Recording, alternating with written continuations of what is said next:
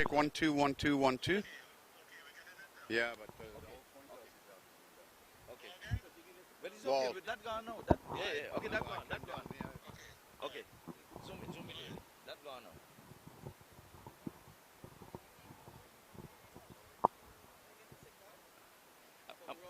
Yeah. Yeah. Yeah. Yeah. Yeah. Yeah. No. But I'm gonna call him back already. I got it, man. Don't worry.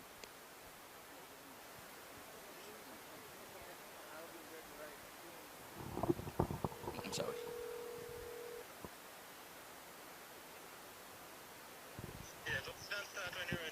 Yeah. Stay on. You, yeah, no, that is on. You want to stay with this or you want to turn on the other side? Yeah. And hide us a little bit. Yeah. Yeah. Maybe. Yeah. Okay, good. Okay. Sure you got us Let me know framed. when you're ready.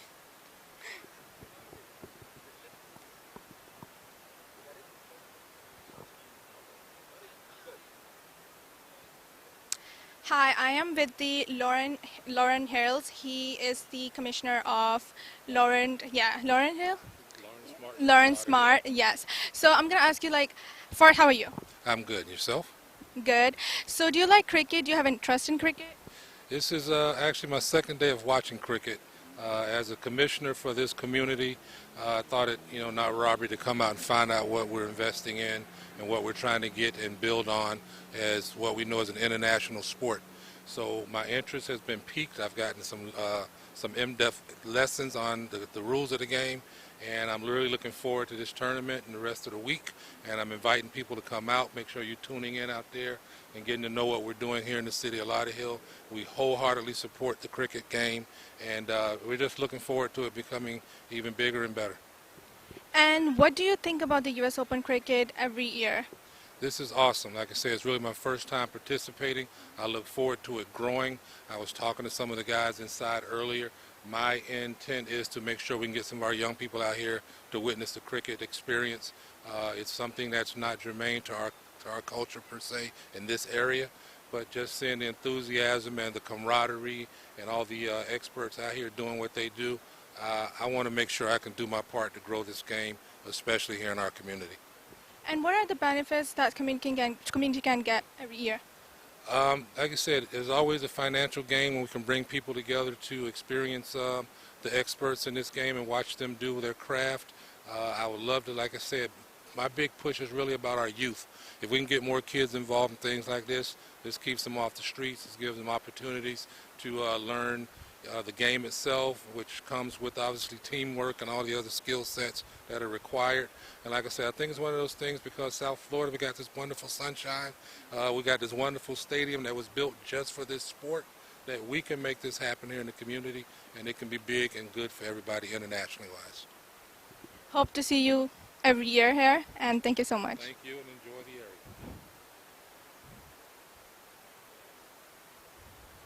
Thank you.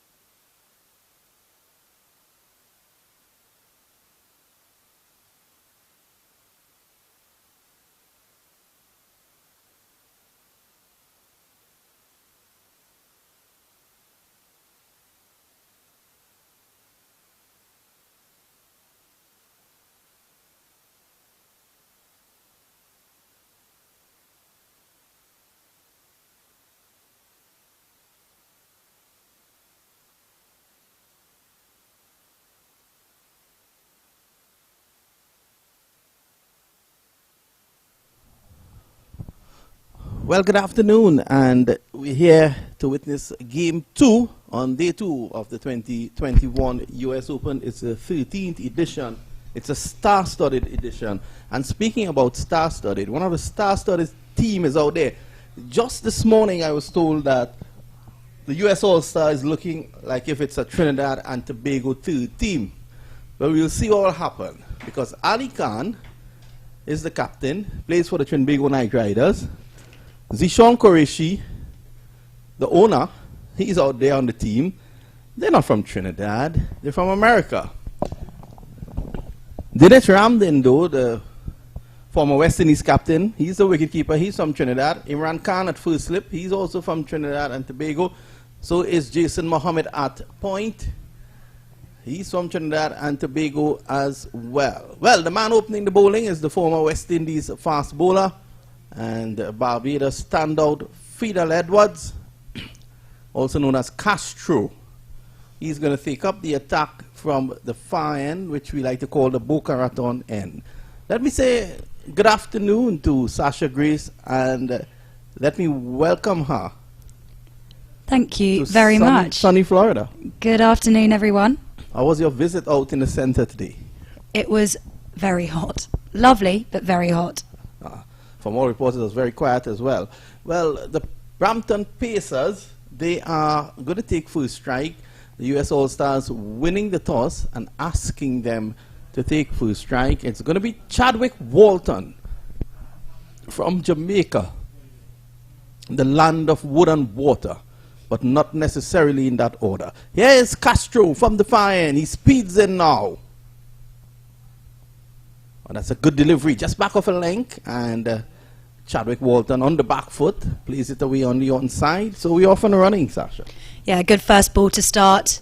Pacey from Edwards, but what we would expect for him. At the age of 39? You wouldn't have thought that, would you? He looks like a spring chicken out there. Yep, he's the brother of Pedro Collins, the former West Indies left-arm fast bowler. And he's from Bosco Bell in Barbados. Do you know Bosco Bell? I don't think I do. I've been to Barbados, but many years ago now. Yes, Edwards is in bowls. That's a good delivery. And Walton is on the front foot. Gets it past Ali Khan. And that's one. Good old Bugsy. Trevon Griffith is marshalling the sweeper's position. And he's from Guyana. So a number of players there on this team, they are from the Caribbean. And very lucky they are too. Lovely part of the world. You look down at deep mid-wicket, there is John Ross Jagisar. He's also from Trinidad and Tobago. And he belongs to the winning CPL team, the St. Kitts Nevis Patriots, which was captained by DJ Bravo, another Trinidadian. Here's Edwards. And Randwa is not going to die wondering. He pulled away and was looking to crash him through the onside. Zishan Qureshi wears a smile on his face because 2 years ago, Zishan Qureshi was trying to do the same thing to Fidel Edwards.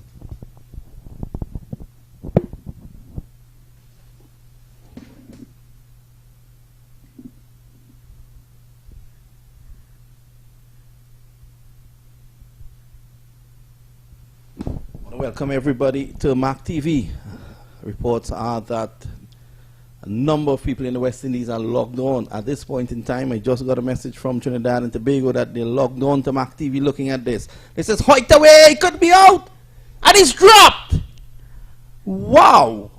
An easy chance there, and John Ross Jagisar dropped it. Not only that, he's let the ball go onto the boundary for 4.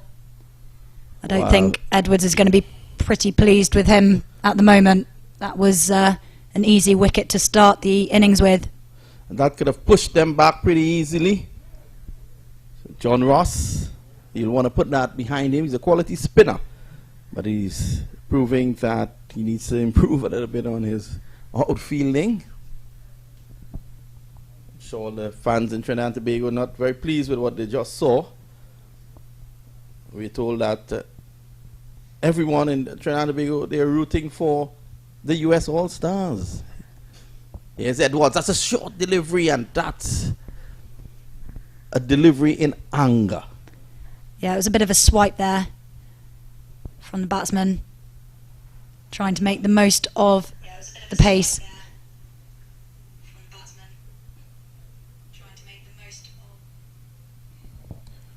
Yeah, Edwards just reminding Randwa that he's a wrong.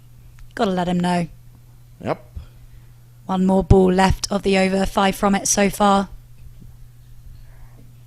Do you remember Greg Thomas? Not personally, but Yep. heard of him. English fast bowler Greg Thomas.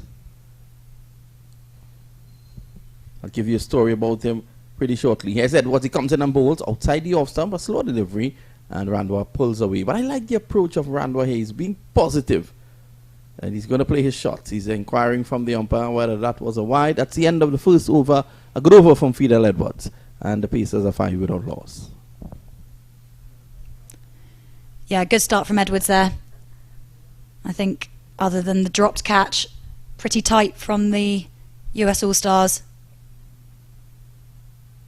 And I think the umpire was right, not a wide. He was just moving away from the ball towards the leg side, and just a normal delivery called. And we move now on to the second over. And it looks like Ali Khan is going to be bowling it. US All-Stars won the toss and put themselves into the field first. Brampton Pacers need to set a big total here. Well, Ali having his first stint as captain of this team. I'm sure that he will want to do well. But the good thing is that he has...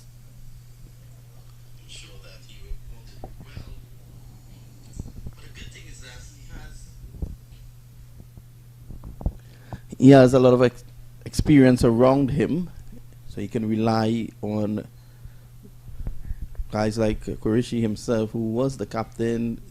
Dennis Ramden is outside there, West Indies, former West Indies captain. So he has the guys that he can go to. Imran Khan, another one, very experienced. Lindell Simmons is not out there today, he's injured. Here's Ali Khan, he's up to the wicket now. This is cut away for 4. Just a loosener there by Ali Khan, and Chadwick Walton is not going to miss out on that. Yeah, that was a lovely shot for 4. Good ball to get him into the game, get him playing those shots, feeling more confident at the crease. And Ali Khan will be disappointed with that delivery to start with. But 5 more in the over. Let's see if he can pull it back as he gets to the end of his run-up. Here we go, ball number 2.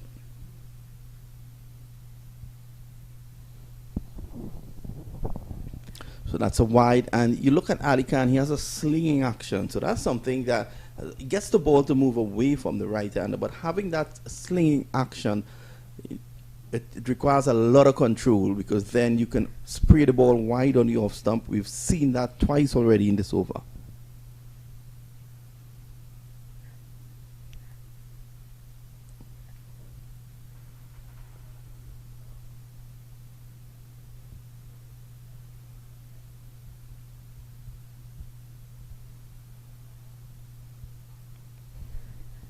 Another wider delivery, and Walton makes the most of it as well. Another 4.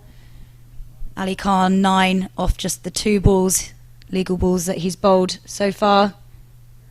Walton will be very pleased with this.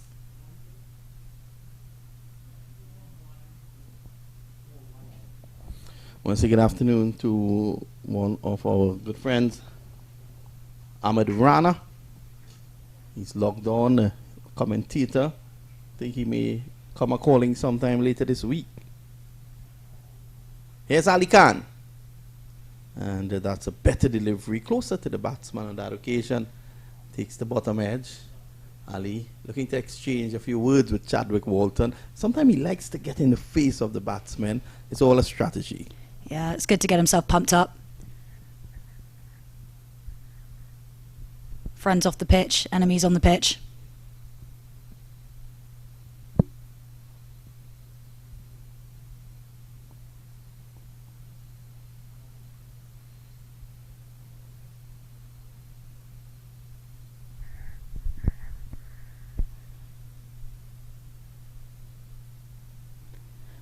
Oh, and I think that was a dropped chance. Looked like Walton edged it past the keeper, and it has gone for 4. Well, Ramdin had to fly somewhere where first slip would have been. Had to go wide and just couldn't hold in that one. Yes, that it was. It would have been a brilliant catch, because that was actually going. It would have been an effort for even first slip to get. Yeah, you're right. Slightly unfortunate there for Khan. 3/4 off his over so far. 2 deliveries left.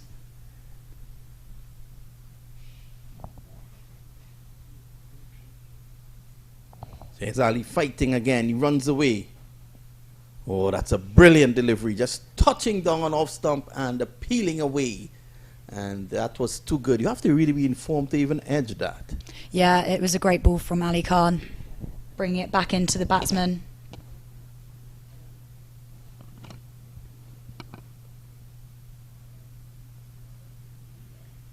Last delivery of the over. Let's see if he can have another dot ball.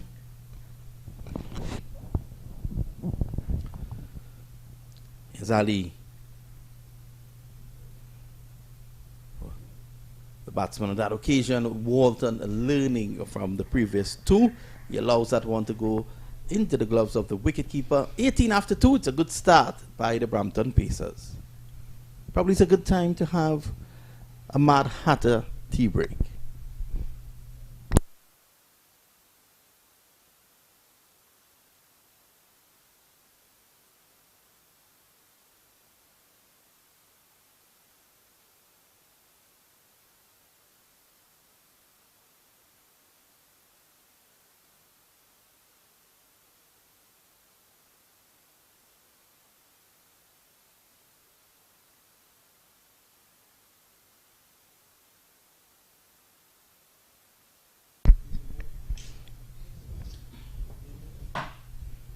Here's Edwards again, and this one balloons away. It just touches down, so he's not going to go up. He realized that Randwa wants to attack him, so he's going to go back off a length.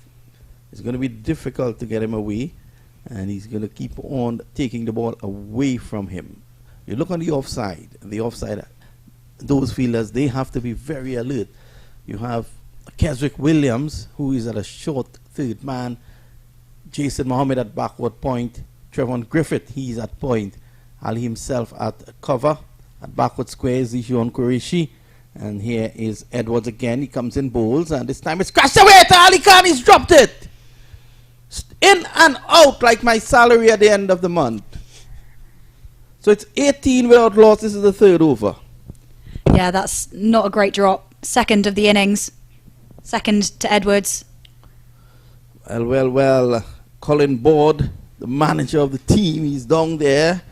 Let's see, good old Board, he's livid. It was hit pretty sweetly. It was coming pretty quickly at Ali Khan. Yes, if it's one thing, Randwa is hitting it with some tempo. Here is Edwards again. He comes in, he's unlucky. This time he strikes it down the ground. Another opportunity at the catch. Can he take it? Yes, he does. And the US All-Stars, they have taken their first wicket. 18 for 1. And the Fidel Castro Edwards has struck. Lovely ball. They missed 2 chances for the drop catches off Edwards before, but they weren't going to miss 3rd time lucky. Well, there was Randwa having to fetch that from outside the off stump, so he couldn't get the power that required, and this is why he couldn't clear the ropes. He's a strong man. You look at him, he's as strong as me, and he wanted to land that somewhere into the mound, the grass mound, and it just couldn't happen. A lot of height, not quite distance enough. Fielder out there was waiting a long time for it to come down into his hands. Wasn't going to miss though. He looked pretty comfortable under that ball.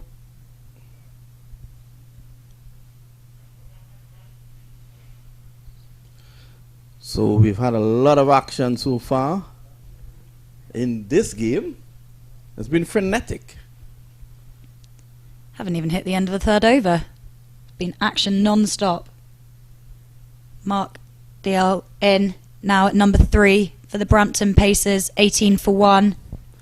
Mark Dial, talented batsman, plays for the St. Lucia Kings. He just recently played in Abu Dhabi.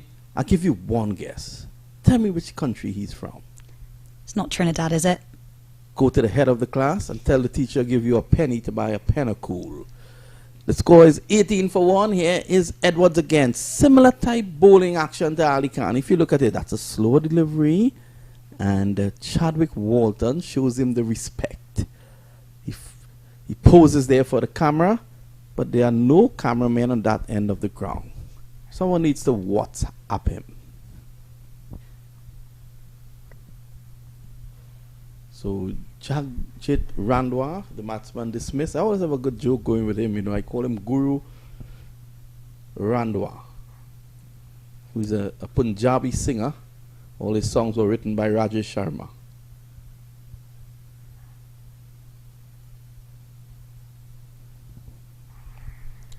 I want to say good afternoon to Sophie Ankama, the president of Cricket Council USA, and I want to immediately alert his lecturers that he's breaking class. He's not at FIU University, he's breaking class. And if you need to find him, he's at the Central Broad Regional Park looking at the US All-Stars in action. The score is 22 for 1. Yeah, that was a lovely shot by Walton. Another 4. Yep. Standout Jamaica player. Played for the West Indies on a couple of occasions as well. Yeah, 17 off 10. He's not hanging around.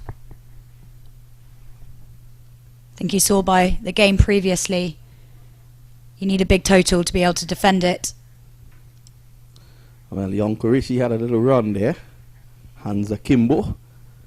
Probably feeling the heat out there. Here's Edwards.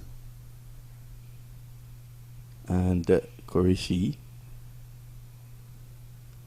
misses that one.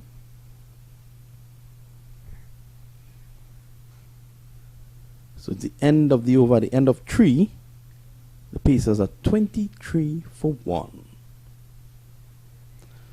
Another good over by Edwards, who is 1 for 10 off his 2 overs. He'll be pleased with his start.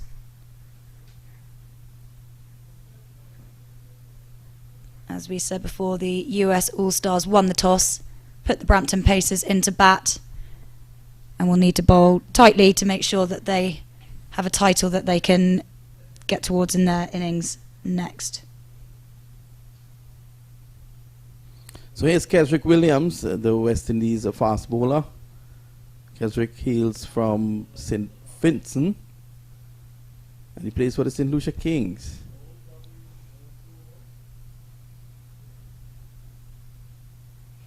Well, that's a good delivery, a loud appeal for leg before. And he's out! He's out! He's given him! Kesrick Williams strikes with his very first delivery. Looking to drive down the ground was Chadwick Walton. He looks disappointed, and we will be able to tell from the replay. From my position, it looked pretty adjacent. Let's have a look. And he was struck on the back leg, and that would have castled leg stump. It's a good decision there by the umpire.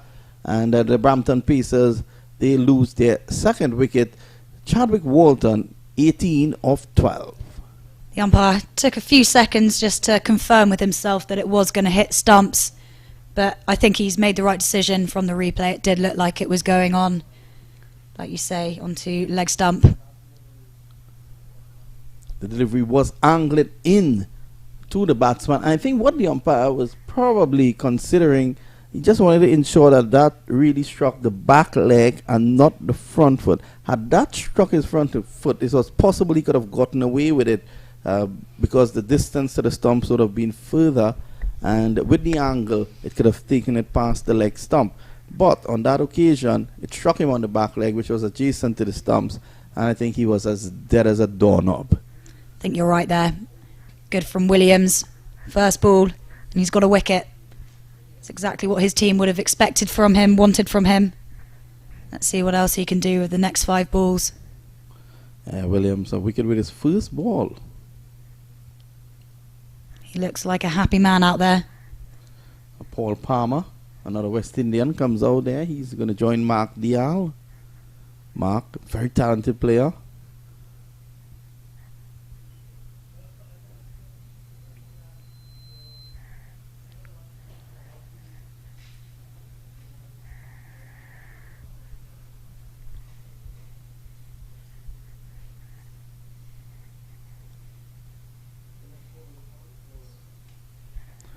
So here's Keswick Williams again. This delivery punched away past point. They're going to get one. Short and wide.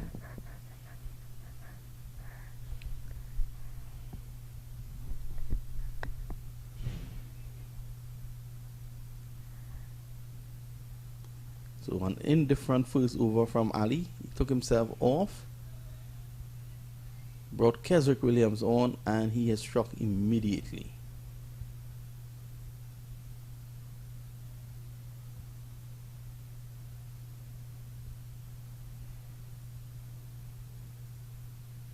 That's a wide. That was so wide you'd have called it a broad. Yeah, he bowled a wide delivery last ball and tried to do the same thing again, but just missed the right width there. And umpire spreads his arms, and we will do that ball one more time. I think that was so wide you would have needed an Uber to get to it. So it was easy work for the umpire.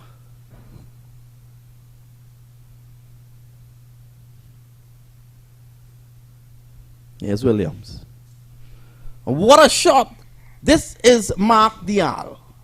He's a pocket dynamite. Short delivery, and you're out of here. That's just on the doorstep of Joy's roti shop. Yeah, that's got a very long way. And after his first delivery being a wicket, he's been a little bit looser in his next 2 or 3 balls, giving the batsman a little bit of an opportunity to get into the game. Yep. Dial is very accomplished, the former TKR player. He's now with the St. Lucia Kings.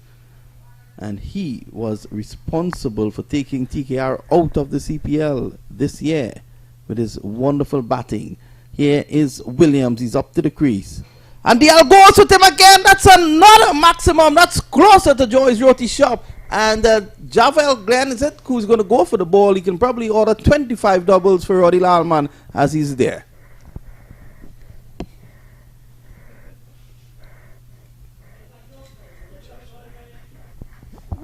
What a shot by Dial. He is, I tell you, he's a pocket dynamite. And Williams needs to take pace off the ball. If he continues like this, he's going to punish him. Yeah, Dial's done well. 2 balls, 2 maximums. Just the start that the Brampton Pacers would have wanted from him. An action-packed game here. We've seen drop catches. We have seen wicket. We have also seen sixes now. We have seen sixes now. Dial taps at the crease and waits. Drive straight down the ground. This is going to pass Ali Khan like a full bus into the boundary for 4. And Keswick Williams is being taken apart here by Mark Dial. He is on 16 of 3 deliveries. Yeah, we're in the power play at the moment, first 6 overs, which means that a lot of the players have to be in the inner circle. And so as long as these batsmen can get it past them, chances are they're probably going to get a boundary. And that's exactly what Mark Dial is doing at the moment. Well, these two are actually teammates on the St. Lucia Kings in the CPL. Here is a better delivery. Took the pace off, but Dial is still going with it. 6 more! Mark Dial, you beauty. He goes on now to 22 of 4. And at the end of 4, it's 47 for 2. Ali Khan has a headache. Yeah, Williams started off with a wicket and steadily lost a little bit of control over his over, going for 24 off it. Not the best start for Williams, not the best start for the All-Stars, but it's only the 4th over. Plenty more to play here.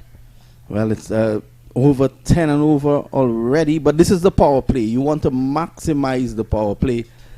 I tell you, Mark Dial was responsible for knocking the TKR out of the CPL. They need to get rid of him early if they want to prosper. John Ross Jagisa might be a good option, and yes, he's coming on. The off-spinner, he's going to take the ball away from the left-hander. So that's a different proposition now for Dial to contend with. He is going to also bowl to another left-hander in Paul Palmer. So the off-spinners always tend to want to bowl to the left-hander. Let's see what will happen. I want to say good afternoon to all the viewers who are locked on around the world. It's going to be John Ross Jagisar. Lives a stone's throw away from my home.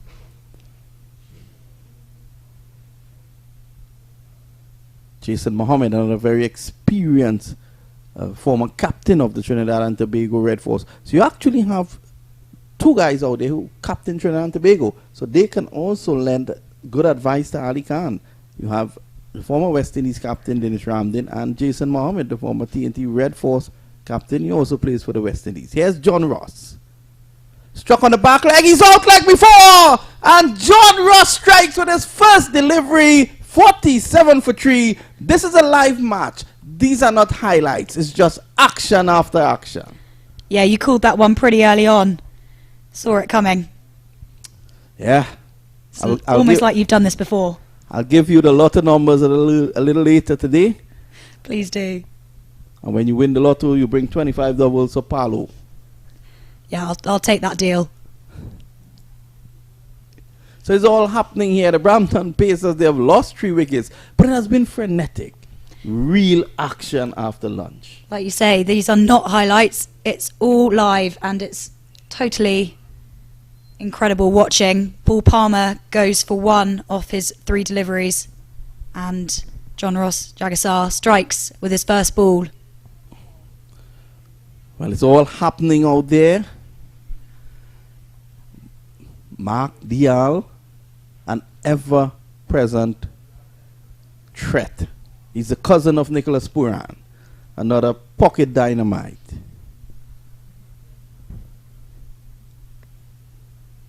And Dial is a product also of the KRCA Academy, and they normally bring youth. They bring youth teams to the US Open, and they will be doing that next year. Around May when the Youth US Open is held. So that's the link. Dial does a lot of work there. So it's going to be John Ross, who is also at KRCA, Cricket Academy.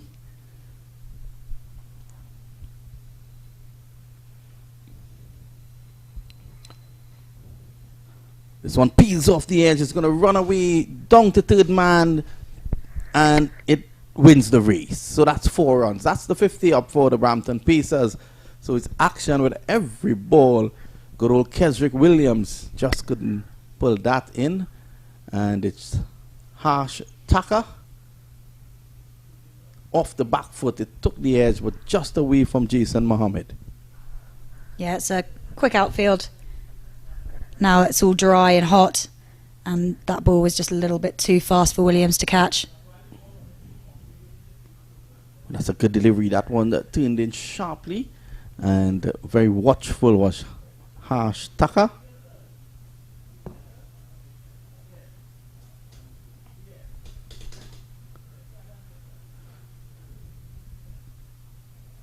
Clipped away neatly. Can't beat Edwards.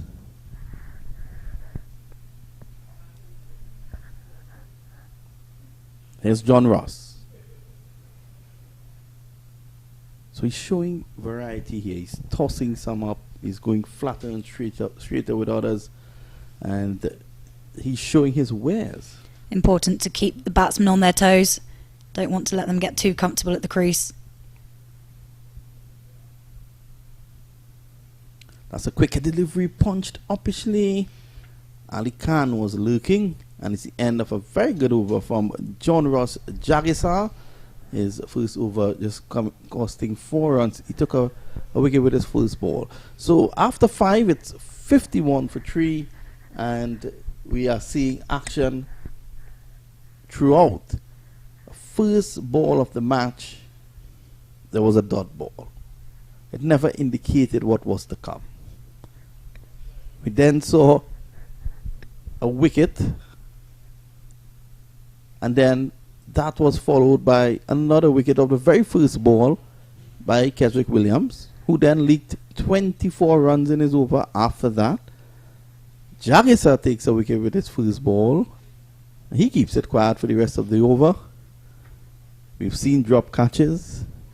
So we've seen everything. Yeah, I think the only thing we've got left to see is a half centuries from maybe Mark Dial, if he can stay on strike and keep hitting the ball as fast as he's been hitting so far. Only 4 deliveries for 22. And he is back on strike against Ali Khan, who is running up now. Slow delivery, scoops this away for 4. Down to a vacant backward point into the boundary for 4. Dial continues to be dangerous. You know, I was saying we've seen everything, and then when you started to respond, I thought you were going to say the only thing we haven't seen today is a streaker. We haven't seen one of those yet, but that's not an invitation to anyone to give it a go. Well, whoever wants to give it a go, they're welcome. The security guards are on standby, as well as the big man Paolo. He will deal with them. Ali Khan with 47 on his back. That's a number that Dwayne Bravo, his good friend, adorns. But that's going back to that first delivery that was bowled by Ali Khan. He started with a slow delivery. Dial's blood is hot. His heart is pumping. The adrenaline is flowing. So he's going to go. And Ali, that was a smart delivery. Knowing that, he gave him a slow delivery first up. Dial, though, was watchful enough. He was smart enough to not try and overhit it, but more placed it.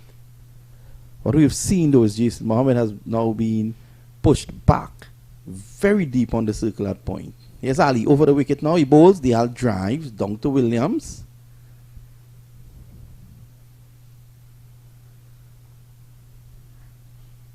.26 off 7, and Ghost is not bowling. Yeah, he's only had 2 balls that haven't gone for boundaries off his 7. Both of those coming from Ali Khan's second over.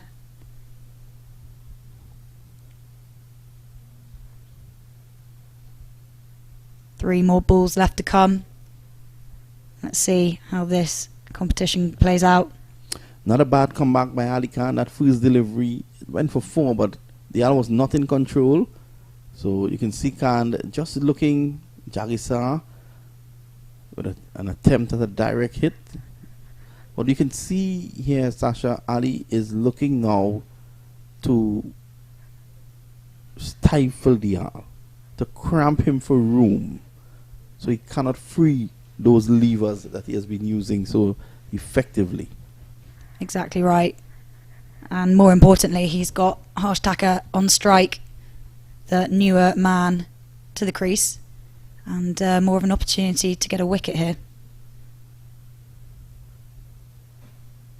So it's 56 for 3. This is just 2 deliveries to go in the power play. Very good power play for the Brampton Pacers. The only worry would be those 3 wickets. Here's Ali Khan. Again, looking to go very straight. That is punched the Imran Khan, the leg spinner, who is at mid-on. Imran Khan, another very good player. He's one of the leading wicket takers in regional first-class cricket in the West Indies. I think he has 474 wickets, if I'm not mistaken. Yep, nothing to turn your nose up at. Yep, that's just 474 more first-class wickets than Ivor Henry. Here's Ali Khan. He goes in now. And that's a good delivery. Just back off a length. Pushed away on the offside there by Harsh Thakur. And it brings the over to an end. It brings the power play to an end. It brings Sasha's spell in the com box to an end as well. I want to thank you. I want to whisk you away and advise you that Mad Hatter is in the house. You should have a Mad Hatter tea break.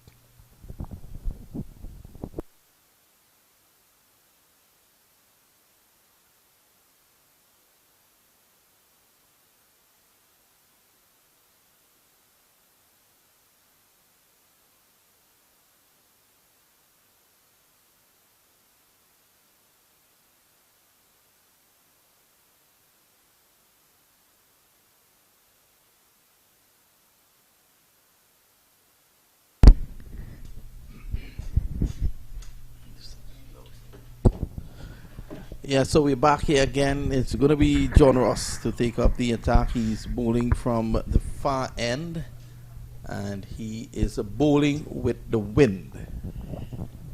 Gone with the wind. Well, 56 for free power play, like we said. Par score 50-60. Excellent power play. The only thing is that they would have lost 3 wickets. Yeah, the wicket column is a little. Yes, John Ross threw on a wrong, clipped away by Dial. He gets 1. Your thoughts on Dial? Dial last year would have sucked up about 3 man of the match, play of the game last year. So short, stocky, left-hander, gritty. I'm impressed with him. Powerful. The guy been smacking the fast bowlers like he has the ball tied up on a string. His dad, Dave Narayan Dial, did play for Trinidad and Tobago. He has a record for the highest score in domestic cricket in Trinidad. That's club cricket. And that, I think, is 314.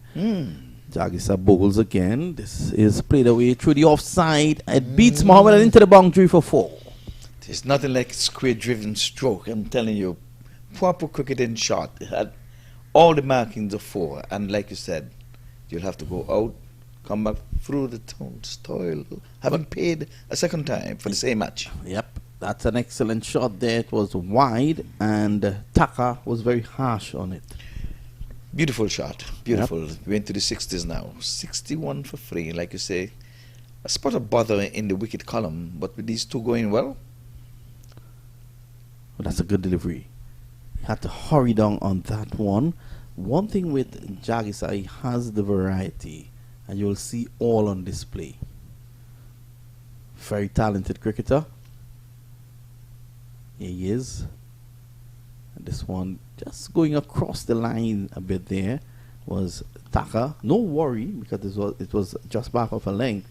So there was no issue of him having to read it out of the hands of Jagisa. He could have read it off the pitch. Good pick up and return there by Ali Khan. So a number of options still available for Ali. This time he's struck outside the leg stump. He's not going to get that. There's still Zishan Qureshi, the left arm orthodox spinner. The pride and joy of Boca Raton. And then there is Jason Mohammed, who would have gotten international wickets as well as a right arm off spinner. And then the man who is going to take up the bowling now, Imran Khan, the leg spinner. Yes, it's amazing that young Qureshi bowls left and throws right. Well, he actually started his career as a right arm off spinner, and one of his coaches advised him to bowl left arm. I found that very puzzling indeed. He still could do it. He bowls right hand as well, right arm, and also he's a lefty. So it's going to be Imran Khan. Very good leg spinner. Not to be confused with the Prime Minister of Pakistan. Here he is now, and that delivery just goes on straight on. Have you seen Imran before? Yes, and bowled those leggies. And the pitch is quickened up some, so it should be to his advantage. And there's a little bit of bounce as well. It's baking in the Florida sunshine. Yes, well, we're on the blue skies, and once again, we want to welcome all visiting personnel to South Florida. So yesterday, I overheard a conversation between you and Miss Grace. You told her that you left the facility. This time he slung and he could be out. Oh, what an attempt there by Jason Mohammed. But initially he was reluctant at coming in. Imran Khan is not happy. He's not going to be happy with that. And that could have been the end of the danger man. You don't give Mark Dial any chances. Yeah, he was tugging this one from outside the off stump, going with the turn, really. But I think Mohammed they moved late. He probably missed it in the beginning. And by the time he saw it, he was one step behind. This is excellent batting by DL. A weighted shot, not looking to hit it too hard. The fielder Mohammed was deep, and there was no one in at short mid wicket. He was able to come back for 2. The fielding has not been of the best standard. Well, now they're plugging that gap. They're trying to cut the single now. So instead of giving 2, they're not going to give any, period. Or he's going big this time. And this is an insult. You add insult to injury. You drop Dial. And the next delivery was too short. And he goes with it. Imran Khan dispatched over mid-wicket.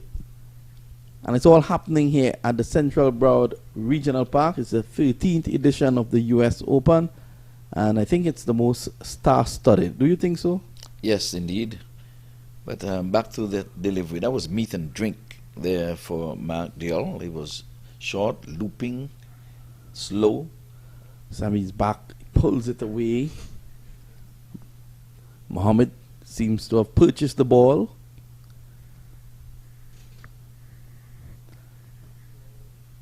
That was a good bit of feeling there. Initially, the batters were thinking 2. They did it right. They won the first one fast, but the good feeling of Mohammed got in there quickly, and they brought the thought of a second one.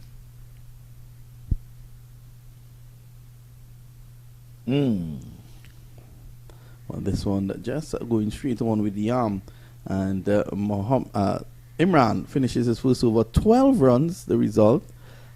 A mixed bag. He could have gotten the Al and would have prevented him from being dispatched for 6. At the end of 8, though, this is heading to be a really exciting game. It's a 74 for 3. Yes, indeed. We've seen 150 already in the day's play. Mark Dale, he's on his way. He's just about 11 runs away. Going at a good clip as well. Just 13 deliveries, 2 overs and 1 ball. I just want to say good afternoon to our media crew. Roddy Lalman, Paolo, Sasha Chris, yourself, Iva, Uba, Rema. That's the crew. They have been doing a good job. Oh, and before I forget, Jeremy, I must call Jeremy and the host of camera guys that we have. They're doing a wonderful job. There's one from Trinidad and Tobago who has, in this heat, has on a hoodie. I'm amazed. And it's black. Yeah. I also want to say good afternoon to Jeremy Alamo Milani. That's a single, and that takes the score to 75, at three quarters of 100. Yes, they're settled down somewhat. Dale has not been getting too much of the strike, but he's, after the chance, well, he has smacked a 6, but after that he's been playing with soft hand. We saw that lovely 2. But that's a guy, Ronnie Bikram Das from Trinidad and Tobago. You probably heard that, you know, it makes, sometimes the weather is cold in North America, but I think someone needs to advise him that he's not in New York, but he's actually in Florida. Let's just say the weatherman gave him the wrong weather, or he listened to the wrong weatherman.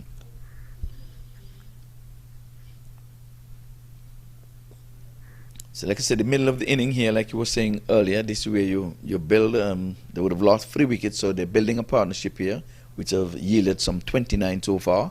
So now it's time to just build, and the happy hour around the 16th, 17th, this time. Dial gets a short delivery, and he is...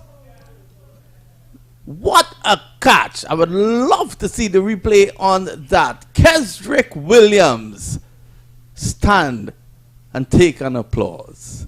What a catch. Dial got the delivery. It was a bit too close to him. The bat speed, look at it. The bat speed could not save him on that occasion. And there he goes, flying like a Caribbean Airlines jet. What a catch. Catches like that win matches. And that's the area for good catches every time. Yeah, I know you have to remember the good old southpaw left-hander out of Jamaica. I've let you say the name. What a catch. That one was flying. And what an athlete, Kesrick Williams. making up for that 24. So he gets the last laugh where Dial is concerned. But take nothing away from Mark Dial. Splendid innings of 40 of 17 deliveries. And we're very fortunate that that young man is playing in this tournament. He's going to add so much entertainment. Look at it again. Just not. It was a bit too close to play the shot. Yeah, it was too close. And there was good old Keswick Williams. It was as if he was catching a coconut in the Caribbean and diving on the shore. Yes, and Vincent. Yep. What a catch. You know, yeah, he made a catch. Catches like that. Yes. Catches like that would win matches. Yeah, win matches. And look at it again. What a wonderful, wonderful effort. I also want to say great camera work to pick it up. Yes, and whoever is on that shot, that was great camera work as well. And the switcher as well, because you have to switch those cameras to get there. So Yeah. we have to give it up to the switcher. And You know, it's a shot like that would make a guy like Paolo put down his food, and that is a difficult thing to do. So at the moment, it's 76 for 4. This is the 9th over. Yep, and the turf, you know, like we said back in the day, a cricketer would feel all day. You wouldn't see one speck of dirt on his trousers. But now, feeling has become a part of people sliding and your clothes being all messed up. Who cares about that? Yep, at the end of 9, it's 76 for 4. Ranjit Diol is yet to score, and Harsh Thakur is on 10. 2 wickets for 14. John Ross Jagisa, the off spinner, and it's going to be Imran Shaki Khan to continue from the media center end. So good old Shaki is getting a second bite of the cherry. Well, like we said, the wicket column, that's the concern for the BRAMPTON PACERS. The score, it's a healthy one. I mean, you can times that 1.5 and they can get to 150 easily, but the wicket column. I want you to pay close attention to the development of that young man, Mark Dial. He's going to make it big. You would have seen the talent here today. Here is Imran. And this is slugged away down to the backward square. Well, I'll tell you one further thing about the young man. He's not mic shy either. He represents himself. A lot of people are afraid of the mic, so Speaks well. Yes, that's what I'm saying. In batting, he's easy on the eyes, and in speaking, he's easy on the ears. Well, that's very good to hear. You know, these young boys. You want to see that holistic development. You want to see that all-round talent and that all-round ability come out. And Ranjit Diol probably has a hot date. He seems to be in a tremendous hurry. Yeah, he was going for glory there at that one. You can see he was trying to hoist it straight back over the bowler's head. A good place to hit, really. He has to be very careful. Imran Khan is a wily character. Quicker. He reminds me of Badri. His bowling. But do you know that this is Badri's favorite ground, because here's where he made his debut. And here is also where he took 4 wickets. He took a beaver trick. He took 4 wickets in 4 balls at the US Open right here as well. Yes. And do you know he's now a cricket pundit? He's a commentator now. And guess where he made his debut as a commentator? Right at the US Open. Right here. Yep. So this is swung away.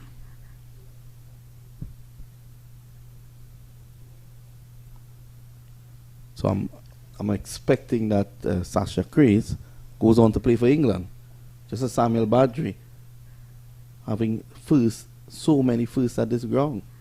It's the first time that This is her first. Yeah, it's the first time that she's commentating at the US Open. It's the first time that she is commentating with you. Yes. The first time that she is eating biryani.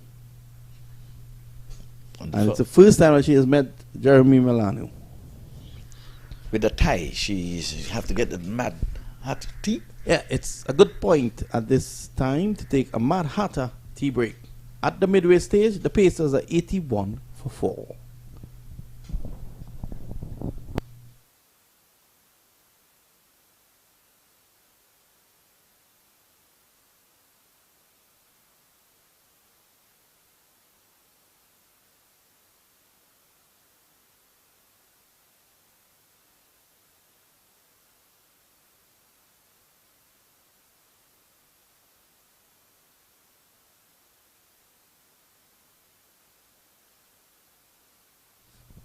Well, that was a wonderful, wonderful tea break indeed. I enjoyed that coffee with CBD.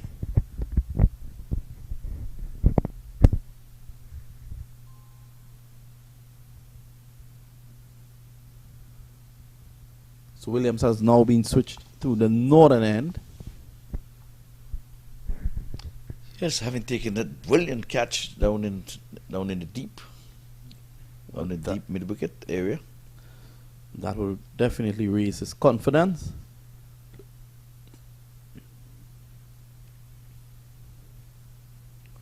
Taka, who's been in there for 17 deliveries.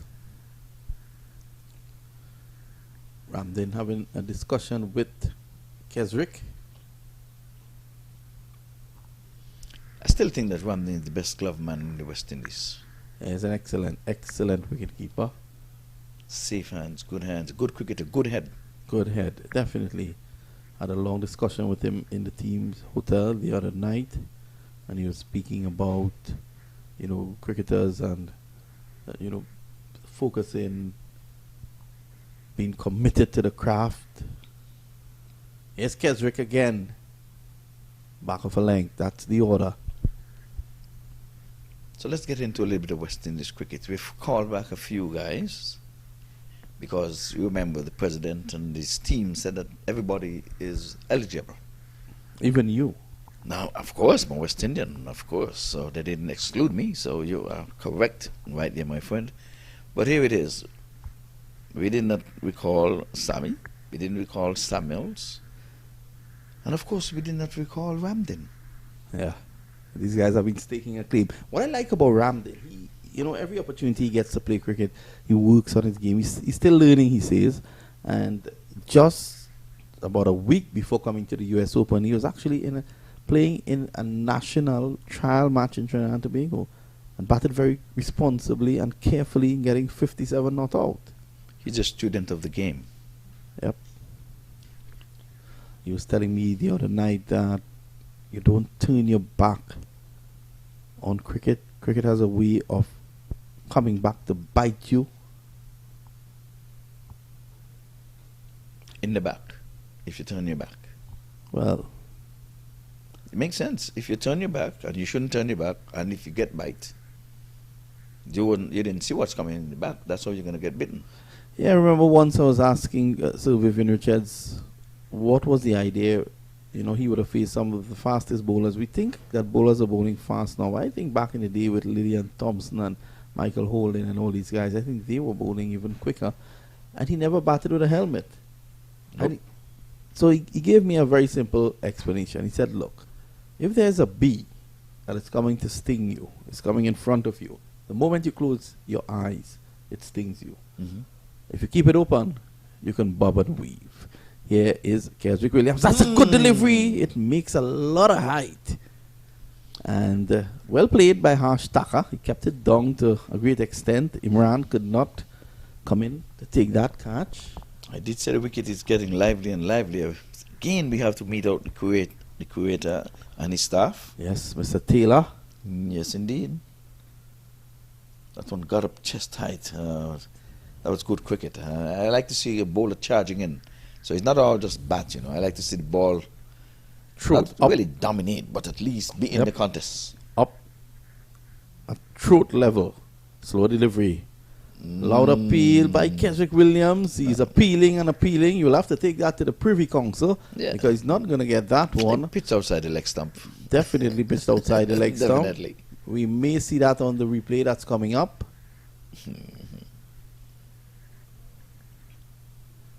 Yes. Yes. Here it comes. Oh, good guy, Jeremy. Good work, Jeremy. It's way outside the leg stump. Yeah. pitched outside the leg stump. No way he was going to get that. Not to the a qualified umpire, German. Well, not today. He was not going to get that today, tomorrow, not even on Thanksgiving. He was going to get that, or even Christmas that is approaching. Here is Williams. He's in now on bold. Not a slow delivery. So the experience of Keswick Williams coming to the fore. An excellent over by the right arm seamer. Just one run coming on it. Remember 24 came in the first one. Yes, indeed. Well, Mr. Peter Nero will be happy with that decision. Peter, great guy. Yeah, great guy. Very knowledgeable. When German ignored that, he actually ignored it. He didn't even nod his head to say, "You really mean to say you're appealing for that?" The laws of cricket say you cannot pitch a ball outside the leg stump and get an LBW now. I'm very happy that Peter Nero is involved in developing umpires here, because he has that ability.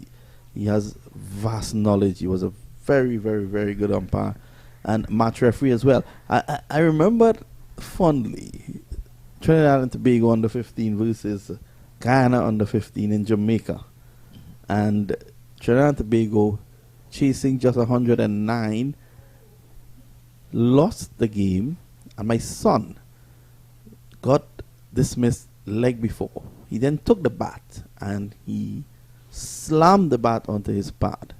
He was then called for a meeting with the match referee, which was Peter Nero. And I'm sure that Peter probably knew what the surname was someone related to me, but he said that he was explaining to Peter that I was not upset with the umpire's decision. I was really upset with myself. Peter said, "You have to understand, young man, how it looks out there." And I think that's a great lesson for a young man to learn. Yes. And that's the mark of Peter Nero. Great guy. Like I said, great teacher. So he does the Zoom lecturing and stuff. Excellent.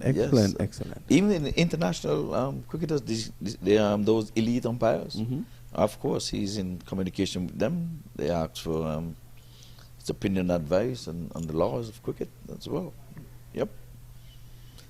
And he's involved in the West Indies, of course, with those local umpires as well, and here in the US of A. Very patient too. I don't know. He has a lot of patience. I like his. We have been in one or two of his Zoom meetings. I think umpires should have patience. Of course. I know you are a very patient one. You take your time to make your decision. Yes. I remember the LBWs especially. Yeah, I remember doing commentating in a minor league game right here in the United States, and you were officiating. There was an appeal for leg before. And you took your time. You made the correct decision, but you took your time. I had enough time to get up, get a cup of coffee, go back again, reheat the coffee. I came back, and I just caught you giving the decision. And reheat it on a stove, not a microwave either. That was a good decision, my dear friend. It was a good decision. Yes. I want to make it before the next ball is bowled and within reason to me. You see, with me, let me put on my umpire hat. Any LBW, I always play it back in my head. You must. I go through it, and then I give it. Here's Imran Khan. And this is going to go dong-tong. Yeah, that's 6 runs. A good hit. A good hit there by Diol. He has finally caught one. And they say, if you keep on fishing, one day you might hook one. Well, you can go one better. A clock that's not working, get the time correct at least twice in the day. You just have to steady. Keep the clock right there. This is Imran. Is this a mini recovery? They're still very well placed in terms of runs. 92 runs in the 12th over. That's excellent. And for those of you who would have missed the earlier action, you really missed a wonderful passage of play with Mark Dial hitting 40 of just 16 deliveries. And of course, good bowling by John Ross Jagisa, 2 wickets that has brought the US All-Stars back into the contest. Khan finishes his 3rd over. And the score after 12, 95 for 4. I want to thank you, Ivor. And I look forward to you returning very shortly after you have Mad Hatter. Yes, it's time for tea. And I'm going to leave you saying, I think I bought the commentator's curse on Dial. He was on 39 when I said he was only 11 away. Would we see the second 50 of the day's play? 1 run later, he was gone. Beautiful catch, by the way. Definitely Dial falling to a wonderful catch.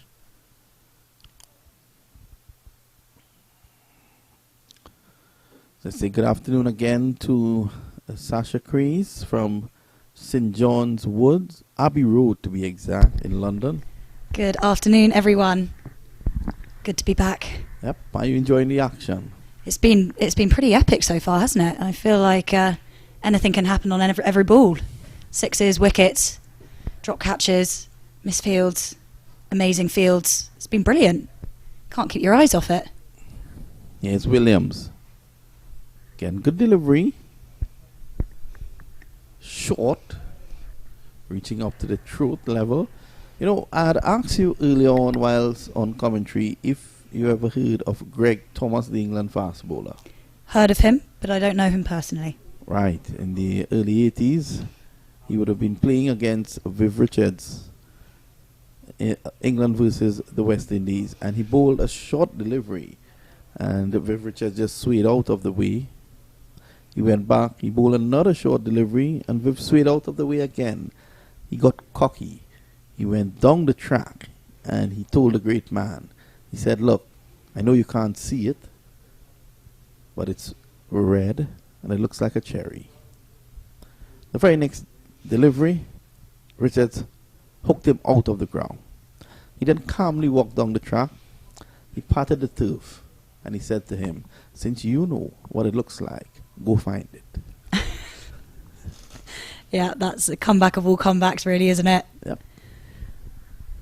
Sounds fairly similar to when one of the Aussies told Jimmy Anderson to stop chirping because he wasn't taking any wickets. Next ball, off he goes. This time, this could be... It was in the air, not really getting hold of it. Ranjit Deol. That's a single. So, Keswick has made a good comeback so far. His last 8 deliveries, he has given away just 1 run. Yeah, his first over is probably one he'd want to forget. But as you say, the last 8 deliveries, he's definitely come back strong. And keeping their run rate slower than they would have been otherwise. 95 for 4 off 12.3 overs. You got any predictions on how many runs they're going to get? At this rate, with the wickets down, I'd say 145, between 145 to 160 could be on the cards. I think that's a good ballpark.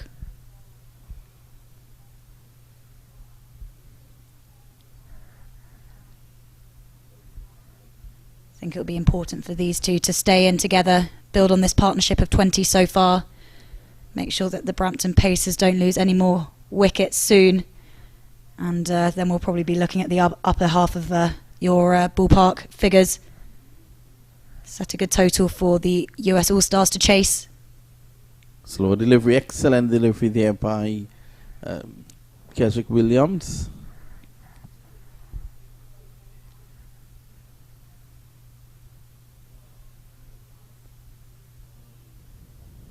Keswick Williams, you would remember a couple of seasons ago in the CPL, he had this funny way of when he dismissed a batsman, he used to take it off on a notebook, an imaginary notebook. Yep, reminded me of a guy in Port of Spain who parked his, Port of Spain, Trinidad, who parked his vehicle on one of the main streets. I think it was Park Street in Port of Spain. And it was a 4x4. That's the end of the over, 97 for 4. So it was a 4x4 vehicle. And one of the homeless guys passed. And just like you, he's very good with mathematics. He took a stone and he drew on the guy's van equals 16. So the guy got annoyed and took it to the garage, and they were able to buff it off. Came back park again, and the next day he saw equals 16. The guy used a stone. So he then took the vehicle back and to the paint shop, and he told the guys, look, someone is calculating this on my vehicle. Could you just paint it on? Equals 16. He did that. Parked his vehicle, and the next day he showed up. There was a correction sign. Diol is going dong-dong, and that's 6 runs. That was a massive hit. That actually reached just the bottom of the stands. And Ranjit Diol is finally finding his way. He brings up the 100. It's 103 for 4. That could have gone almost 100 metres. That was huge. There to be hit. Right in the slot. So Imran in his 4th over, not enjoying this opening exchange here.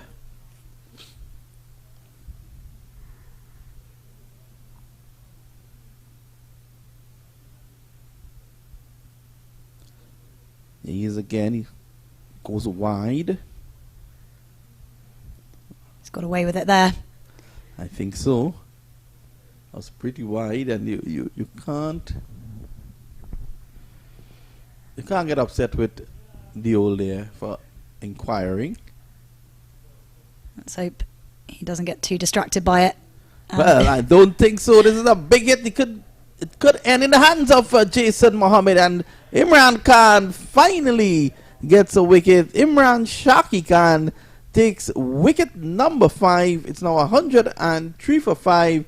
Ranjit Diol decided he was going to hit this one out of the park. His eyes lit up with that delivery that was tossed up by Imran. But what made the difference of just a few feet was the fact that that was a googly. He was turning away from him, and this is why Imran was able to gain a few yards in terms of where the ball was going to land. Look at it. That was the googly, and he went after it. Just couldn't clear the boundary. Jason Mohammed, who would have put down a catch early on, ensured that he took this one, and that's a big breakthrough. Yeah, that felt a little bit like an angry shot from the ball before not being given a wide. He nearly had all of it. I think it was slightly towed on the bat and just couldn't make the ropes, and straight to the fielder, and he's off. Yeah, well, his eyes would have lit up on seeing the length of that one, and that is where Imran was able to deceive him. So Shahid Ahmad Zai is the new batsman. Pulls this away, tugs this away.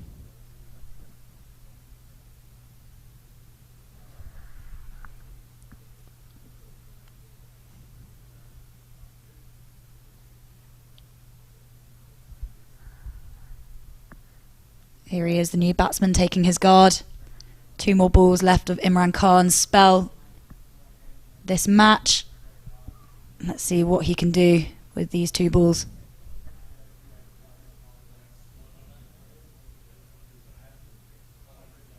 Imran has leaked 36 runs.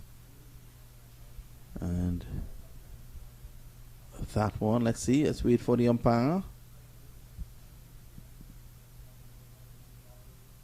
Well, no signal. Was that a drop catch by Ramdin? May well have been. Single from it, and the new batsman gets off the mark.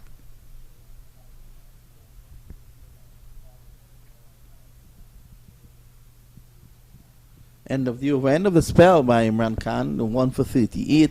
And at the end of over number 14, the latest score here is 106 for the loss of 5. The Brampton Pacers, remember, they were sent into bat by the US All-Stars. We're going to take a short break, a short Mad Hatters tea break, and we'll be right back.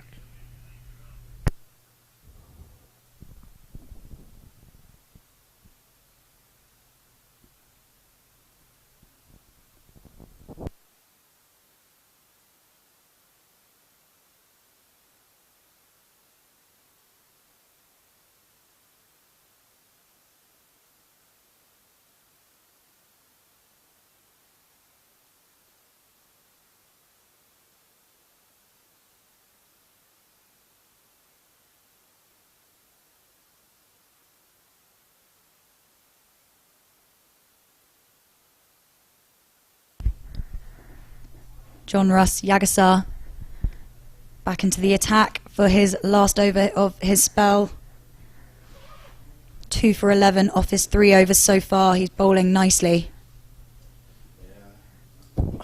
So it's going to be John Ross Yagasar from South Trinidad. I want to recognize another southerner from Trinidad who lives now in BRAMPTON in Canada.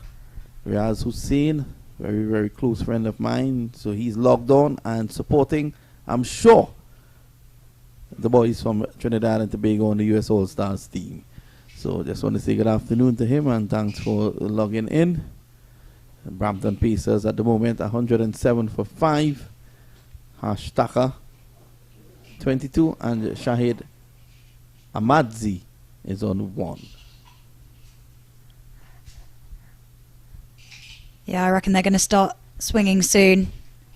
14.1 overs gone. They've got to put a big total on the board to defend it, and they go on to the bowling.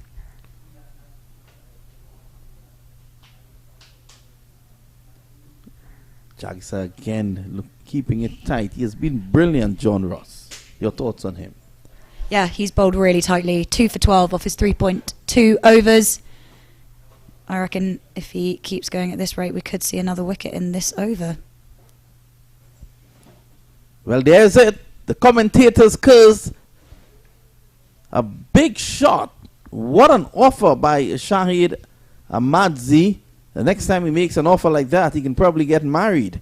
And when he looked back, he saw the red lights blinking. John Ross Yagasar, the start today with the ball for the US All-Stars. He's now taken his 3rd wicket. It's 107 for 6. Yeah, I'll take my $50 from him later. You really called it there. Yeah. So John Ross really working his magic.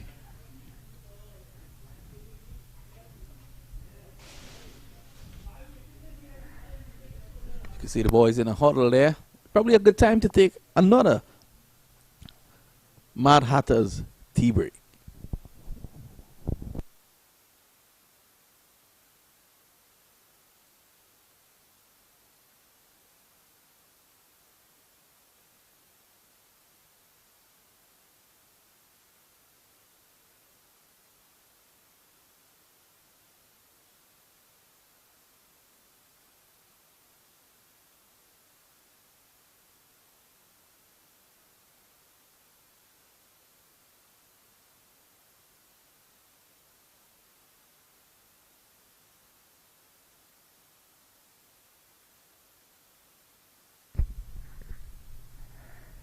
Shamal Springer, the new man at the crease. There are still 3 more balls in this over from Yagasar. I called the wicket before. Be interesting to see if he can do it again. Right-hander in comparison to the left-hander that he got previously. Shamal Springer, one of the young stars, upcoming young stars in West Indies cricket. He was part of the West Indies winning World Cup under-19 team in 2016. That's a good delivery from Yagasar going right across him. What a spell so far we've seen from John Ross. He's definitely not rusty. No, not rusty like Rusty Theron we saw in the last game. Yeah, he tosses it up nicely, invitingly.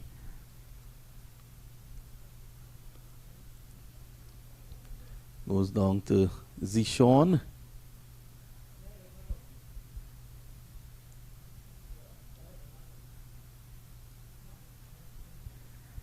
Good bit of glove work from Ramdin. Very neat indeed. So John Ross finishes his spell. He has taken 3 for 12 in 4 overs. What a wonderful performance by him. After 15, the latest score here is 107 for 6. More thoughts from Sasha Crease. Yeah, that was a great spell from Yagasar. Tight bowling, and the batsman really couldn't get him off the crease or out of the inner circle. He's played nicely, and he'll be really pleased with his figures today, as will the rest of his teammates. Brampton Pacers 107 for 6. 5 overs to go. Current run rate of 7.1. I think they might need a few more runs on the board to feel happy that they can defend it. I'll tell you something. The power of cricket, the power of marketing. I just got a message from Riaz Hussein in Canada. He's looking now to find Mad Hatter's coffee in Canada. Well, I hope they've got some there. Well, Douglas Hayes, I hope you take note of the power of MAQ TV in promoting your product. You've just gotten a big client in Canada who wants Mad Hatter's tea and coffee only because of the CBD. Well, I'm looking forward to trying some when it arrives today. Well, it did arrive. It's down to the back, so there was quite a huge box. It's disappearing pretty quickly, so I think we'll have to secure it. Excellent. I'll have to make sure I grab some before it goes. Yep. Sofian Kamar is examining it at the moment. Hope he puts the kettle on, gets it brewing. Thank you, Douglas.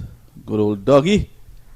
So Edwards has bowled well. 1 for 11. He's in his third over. This is over number 16. At the end of this over, you will be joined by the mayor of Basse-Terre. Have you ever been to Basse-Terre?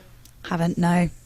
Oh, it's a lovely place. I have a very dear friend there called Mr. X, the owner of Shiggity Shack on the beach. Here is Fidel Edwards. He runs away from us like the Bosco Bell Express. And this is whipped away by his fellow countryman, Springer. He gets one.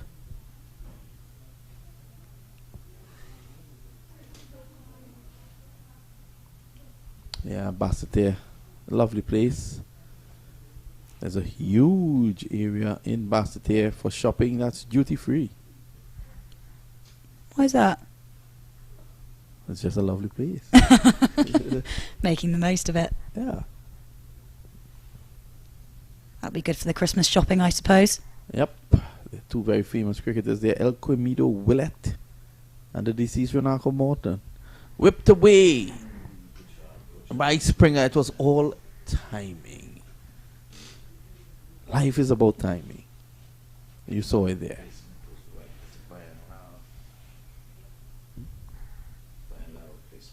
Yeah, speaking about Brian Lara, I think he was supposed to pay us a visit today. I haven't seen him just yet. Yes, I think he's in. Yeah, we were notified that he was going to come to pay us a visit. Maybe if we get the kettle brewing, the tea brewing, we can entice him in. I think Brian will probably go for something a bit colder in this weather. Fidel Edwards, the man who was spotted by Brian Lara just bowling to him in the nets before a test match against Sri Lanka. He was not on the team. He was just there with his elder brother Pedro Collins bowling in the nets to the West Indies batsmen, and he was on the team in the next match. It's definitely a way to get noticed. And the rest is history. He then took 5 wickets.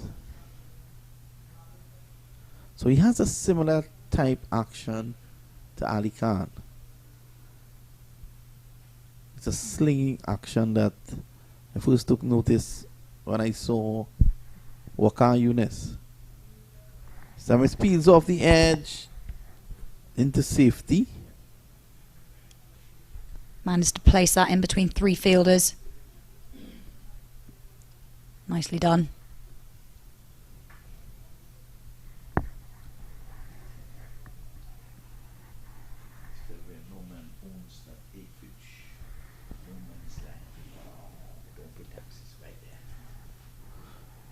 Well, it's still very hot. I think Ivor was showing us the temperature range somewhere close to 80. 73, he tells me. This is struck away. So some lusty, important blows coming here from Springer. Mohammed makes good ground. Yeah, that was well saved. He was very close to the boundary edge there. Managed to just get his hand in the way and stop it going all the way for 4. So Springer is looking good. Takar is there as well on 24th, 29. I'm going to leave you in the very capable hands of Ivor Henry, and towards it's you to maneuver towards the back end of this innings. Just before you go, I'll remind you that Phil Edwards made his comeback to the West Indies team from playing here last year. He was seen and noted and drafted back into the West Indies team. I even interviewed him, and he said, I asked him what his ambition is. He said, look good here. And he went on to say his aspiration is to return to the West Indies team. And out of the US Open number 12, he was right back on the West Indies team. Good to see you again, Sasha. Good to have you back. How have you been? Good, very good. How about your Mad Hatter tea? You've been drinking? I haven't had a chance to grab some yet. I'm really looking forward to it, but I've heard good things. So maybe at the innings break I can grab some. Feel more at home with a cup of tea. Okay, well, Cedric Williams with his last over. Bounds in here in over number 17. While we are to say good afternoon to Mr. Elton Tucker Jr. And it's a pity that his son, he's not here. He has a talented son, left arm tall. He's like a pole. In case you need a light in your backyard and need a young pole, you can get his son, Mr. Elton Tucker I will definitely Jr. make a note of that. Yes, he should have been here. His name was up for grabs in one of the teams, but at the end of it, we're still looking for the name. He must have been whited out. You know, that's how I made my money. Oh, this one is going big. It's going far. It's gone high. And it's gone all the way for yet another US Open maximum. That's gone over the grassy mound. They've left the area. They've left the playing area, as a matter of fact. Might have to do a COVID test before it comes back in. No, there we go. That Mr. COVID-19. Do you know why they call it COVID-19? I thought it was because it arrived in 2019. Correct. Move to the head of the class. Not only move to the head of the class, take the chalk and the big stick. I'm doing well with my answers today. I haven't got one. Well, I say that. Probably have got one or two wrong, but... No, you're never wrong. You're never wrong. The only thing wrong is arthritis. How can you have arthritis and they call it right? Anything right in arthritis? There is not. No, it should be arthritis. Doesn't quite roll off the tongue as well, does it? No, it doesn't. Well, like we're saying here, we are getting to the end of this first inning. It's 125 for 6. To all the sporting fans out there listening to the MAQ TV.com, we want to welcome all viewers. And we're going to be here until the grand finale next week, Monday. Monday next week, 13th. Yes, and it's going to be Monday the 13th, not Friday the 13th. Okay, and we're going to be having some fun along the way. We've been keeping each other's company, and Sasha here, she's doing a very good job. Made a debut here on commentary here. Hope not to disappoint anyone. This one is going in the air, but it goes one bounce to the man at the wide long on area. This campus through for 2. Oh, he did well to stop that there. Just fell in front of him. Yes, and we said that a lot of time people go for the catch and they overrun the ball and give up that boundary. But this time he got some hand on it. You can see the replay here. When he realized he was not getting, he put all of his body behind it. Took one for the team there. Yeah, he did well to stop himself. Yes, he took one for the team. He put the chest and belly, head and eyes and everything. Everything on the line. Yes. Kedrick again comes in. This time he's driving. It's passing the short extra cover, but there's wide, long off. And they thought of 2, but quickly aborted it. Williams has bowled well the last 2 overs. His first over went for a hefty sum, despite getting a wicket with his first ball. And already in this over, he's had a maximum hit off him. So it'll be good to see how he comes back now with the last 2 balls of his spell. Yeah, he wants to end well here. He too has not been recalled. Like I was telling Vinod earlier, a lot of the old cricketers were recalled, and the Ramdins were not recalled. Kedrick Williams, Johnson Charles, Darren Sammy. We were speaking West Indies cricket there. And this time in the block hole, good delivery. Batter did well to dig it out. Can only get 1 for it. Yeah, they need to keep the scoreboard ticking away. 129 for 6. You'd think they probably need to get another 40 or so runs to get a par score on this pitch, as we saw from the last game. Yeah, all over 192. Now, my prediction was 2 off. I said 194. That was my second attempt anyway. I was thinking 170, so let me be mindful of that. And Kedrick comes in on the leg stamp. Yorker Link again. They're thinking 2. They run the first one fast. They're going to be relaxing 2, as the mid wicket was deep and they just touch and go. Yeah, timed it well. Made an easy 2 runs for them to finish off. So Kedrick put in 1 for 41, a bit on the expensive side from his 4. But like you said, he came back well. Just some 12 runs coming from that over as well. 13? 13, yeah. Yes, 13 from that over. As we said, he got a wicket with his first ball of the innings. Of his innings, I should say. And since then has had a few runs hit off him, but finished well. And don't think he should be too disappointed with those figures. Well, the skipper is going to be coming back now, Ali Khan. He too was carted over the park there for a few in his first overs. But 131 for 6, and I'm going to ask you who driving to look at the road, but listen to the commentary here while you're driving. Alton Tucker Sr., I know you're on the road, you're driving on your way home. So I know you'd want to look at a little cricket, but try to keep your eyes on the road. Of course, if you're at a stop sign, you can just take a peek. But listen up, because Sasha's got some good news for you. Ali Khan is bowling his 3rd over. He's just done a trial run up to take a bowl, but didn't release the ball, and it's a dead ball, and we will try that once more. Okay, well, I think that he's going to try to be the closer. If he's bowling the 18th, I think a good over here, he'll bring himself back for the 20th. And he'll finish out his 4. He goes in now, bowls outside the off stump, bats and driving, can't pass extra cover. So good start to his 3rd over. Leading from the front. Definitely. Yeah, no, that was good. Any dot ball at this stage of the game is vital. Yes, indeed. I think the Brampton Pacers really need to start swinging. Well, Taka, he wants to be harsh in him. By name and nature, harsh Taka is facing. Let's see how harsh he will get. And if anybody can, Ali can. You've been waiting to say that, haven't you? This time, struck down the ground and a lovely bit of feeling. That was brilliant fielding.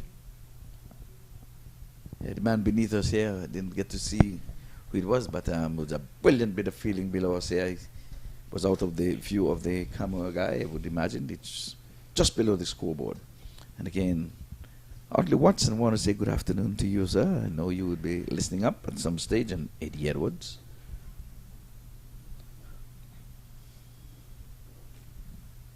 So stands up straight now, he goes in that crouch. And this time he's whacking this one, but can't get it past Ali Khan. Yes, he did get it past him, but he knocked it down and quickly to pounce on it to prevent a run. So another dot. Yeah, Tacker's annoyed at himself there. He feels like he could have got that one away. Hits his bat in anger. And yeah, as you say, another dot. Just 2 off the over so far. Yes, dot, 2 dot. And last week it would have fell, that was Shahid. He would have gone for 1. So good little partnership here. Tack on 28, Spring on 20. They sent down the leg side and well taken there by wicketkeeper Ramden. Tried to run out. I think he would have been in danger if that had been a direct hit. Yes, yes, but it's a wide, so another 2. So the way they came off there. But that was a beautiful take there by Ramden down the leg side. Yeah, he did well there. It was nearly out of his reach, but he managed to grab it and prevent any more runs going off his keeping. Yes, indeed. So like we said, the partnership is 28 and going. But the wicket column was always a bother for the Brampton Pacers. This time he's going after him again, but along the ground it's just going to be 1. As the wide long on comes in and sends a strong throw, 1 bounce into wicketkeeper Ramding over the stumps. Yeah, they are looking to get some boundaries, I think, in the next couple of balls. Tacker again looks a little bit annoyed at himself for not managing to get it through the fielders. Yes, well, Springer been going at a good clip, 21 from 12. But Harsh has sucked up a few deliveries well. He's below the 100 strike rate. He's 28 from 34. He's got to do better than that. This is the happy hour. Over number 18. Just have some 14 delivery left in the inning. And they can over the wicket. This time a full toss, a low full toss, but can do no more than to hit it to the deep mid wicket for a single. Yeah, at this stage of the innings, singles are exactly what they want. They don't want fours, sixes, anything more. Dot balls are obviously preferred, but they won't be too disappointed with just the singles knocking through. Okay, well, that's what you're saying. You say they don't want singles, but the US All-Star, they want singles or dots or wickets. Exactly. So somebody want it. Exactly. So the BRAMPTON Pacers, they want boundaries. Looking for boundaries. Not finding any in this over so far. Well, all I can say, not from my bowling. Let's hope that's not a commentator's curse. Let's see what he has with this one. Last delivery of this, and he's whacking this one, but this coverage again, straight in the long off region, and they just ambles through for a single. Good over indeed. Yeah, Brampton Pacers on 138 for 6. Partnership of 31 between Tacker and Springer. It will be important for them to stay in for the last 2 overs. And I think now would be a good time for a Mad Hatter's tea break. Yes, indeed. It's time for tea. Time for a cup of tea.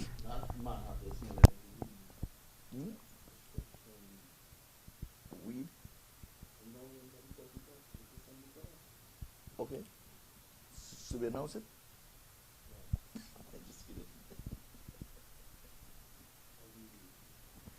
The Mad Hatter, hey, you get your tea. It's time for tea.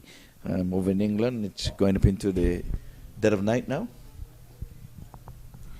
Yeah, I believe family back home have been listening in while having their dinner.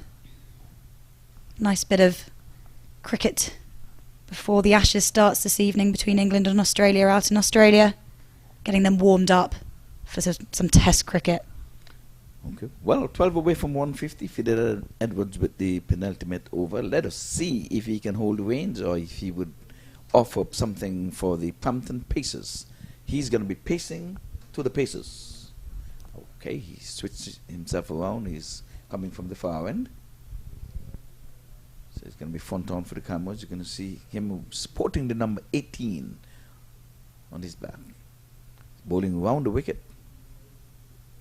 Oh, and this one between the batter on the sticks.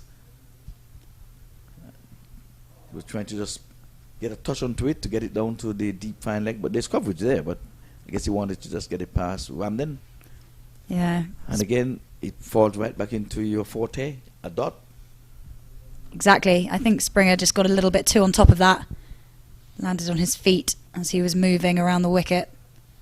Yes, Springer looked good against him when Fidel Edwards came from the combox end. And now Fidel said, I'm going to switch ends. And I think I'm going to try to get the better of you. And Fidel is trying to get all his feelers in place. It seems as if there's one particular blade of grass that he's trying to get that feeler to put his foot on. Looks like it. Yes, He's being yes. very specific here. Specific, just that blade of grass. Yes, he's a Joey Carew. He took that out of Joey Carew's speech. He comes in, bounding in. Look as young as ever. This time he's driving, but can only get one because there's coverage in the wide long on area. So, good bit of bowling here. He's bringing out all of his experience, doing it for the US All-Stars. Star-studded, Trinidad 13. Brampton Pacers 139 for 6 off 18.2 overs. Partnership now of 32. Let's see how far they can get with the last over and a half. Harsh again is driving along the ground, so he's not going aerial. They've done well for themselves because they were in a spot of bother in the wicket column. They've only lost 6, so now they can take a few more chances. But with the experience of the good old Fidel Edwards, I wonder if they were thinking about Fidel Castro when they named him Fidel. He is a very famous Fidel. Yes, indeed. And obviously how Fidel Edwards has got his nickname. Yeah, and that's his given name, Fidel. But he's done well for himself in the West Indies and Barbados over the years. And he was, and this time he's in the air. There's a man running to his left. He knocked it in. Did he? I think he's managed. Oh no, it's gone for 4. I thought he'd managed to save the boundary there, but that's a lovely shot and has finally got the boundary that the Brampton Pacers were looking for. Yes. So Sharma Springer decided, I have to get a boundary off you, Fidel. But it was in the air. It was air. Let us see if we can see exactly what happened. Oh, he must have touched the rope when he knocked it in, because the ball stayed in. But I guess he ran around the boundary and... Yeah, no, it's good honesty from the fielder there. Yes, indeed. This time he's going in the air, and the mid-on was up in the circle, so he extended his arm and got maximum. He have full value. Yeah, after an over and a bit of singles and twos, it was time for them to hit a few boundaries, 4 off the last ball and 6 off this ball. And the score goes up to 150 for 6. We have to say what a shot, because the ball was pitched outside the leg stump, and he gave himself room and took it from outside the leg stump and went inside out. Yeah, it was a lovely shot. Lovely shot. That brings up the 150. So we're still about 21 from a par score here. I would say so. I think as well with the US All-Stars batting lineup, they're going to need to get at least 170. Yes.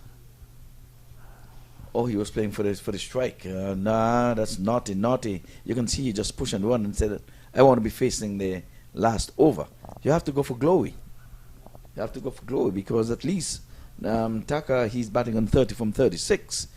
Yeah, he's not fresh at the crease. You'd like to think you'd be able to feel confident in him to be able to hit a few around as well. But Springer takes a single and takes a strike and the last over. You can see it was a calculated single. He just pushed and run and said, I need to get on strike.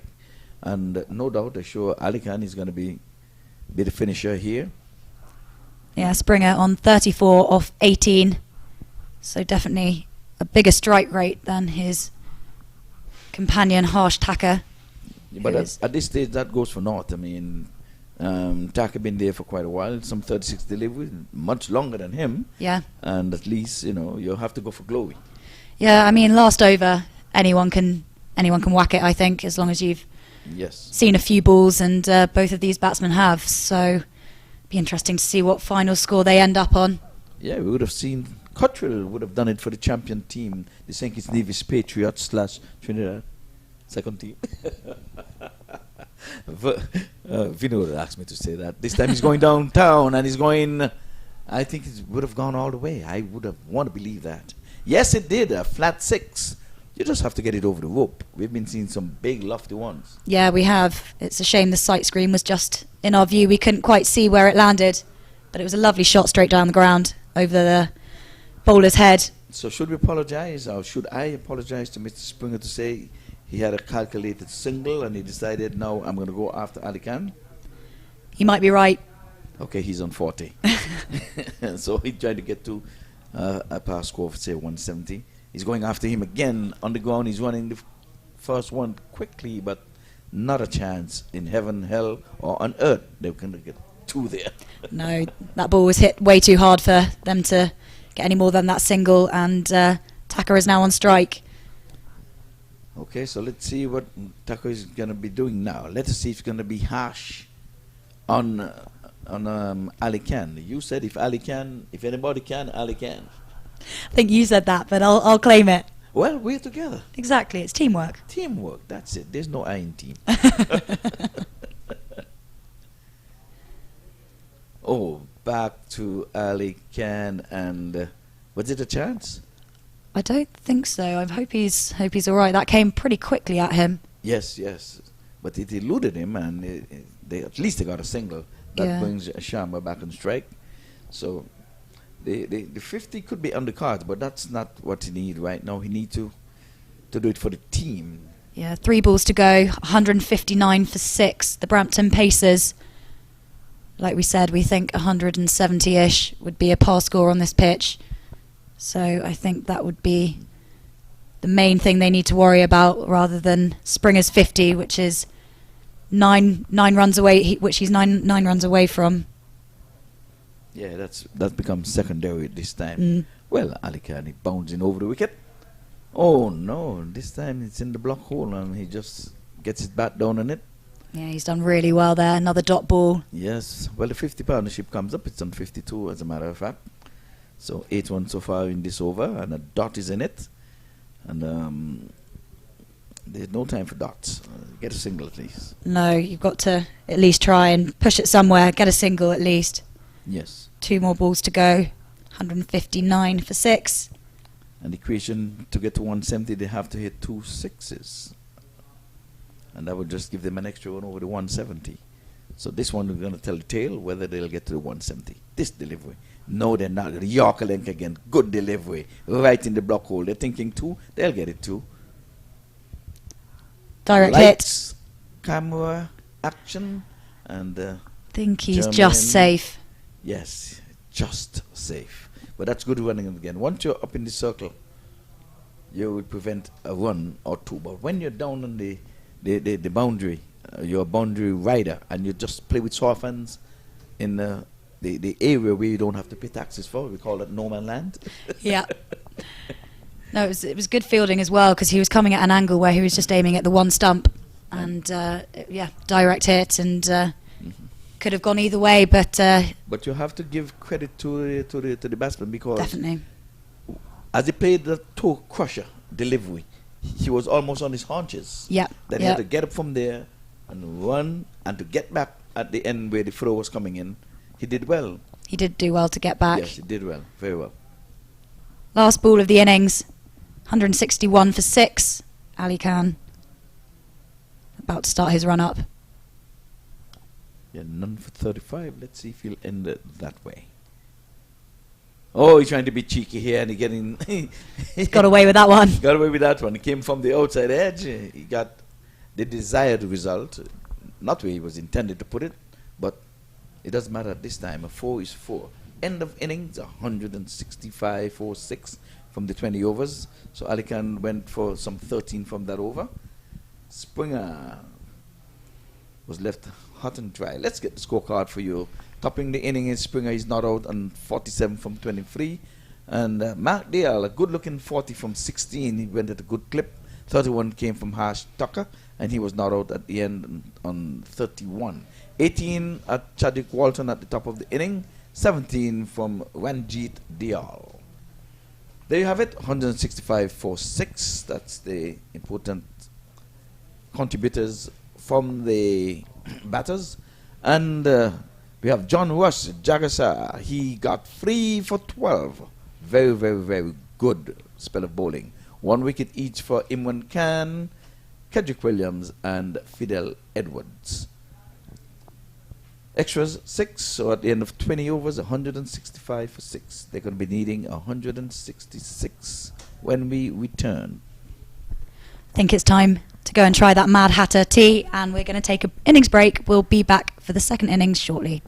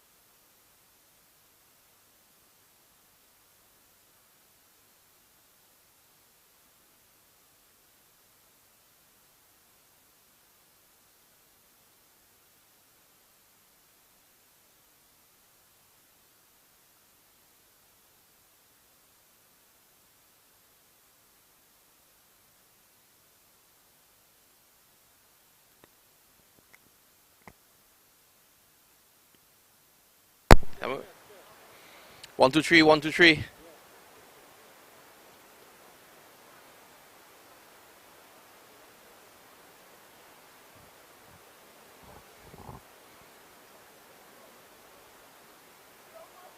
Well, we're here at the mid-innings break, and the star of the first innings, John Ross Jagisa, 3 for 14 in 4 overs. The final score 165 for the loss of 6. John, tell us a bit about that target. Is that difficult to get, given the nature of the track? No, Vinod, I think is a pretty good score, right? As a batting team to chase, we will take that because a very good wicket. It's a good outfield, and we have good batting. And tell us a bit about your bowling. You were really exceptional today. You started a wicket off the first ball. There was no turning back. Well, as I say, it's a pretty good wicket. The margin for errors is very slim, so all I do is just stuck to the process. Didn't fight the conditions too much, right? And went my way today. Grateful for that. And of course, the variety. You continue to show tremendous variety. Have you been working on other balls? Was more or less the same balls over the couple of years. Just working hard. A period of time, you'll master your craft. We want to thank John for being with us. 165 for 6, and we want to congratulate you for an excellent spell. Cheers, man. You've heard it there from John Ross Jagisa, standout player in the CPL recently, and he's starting to do that now at the US Open.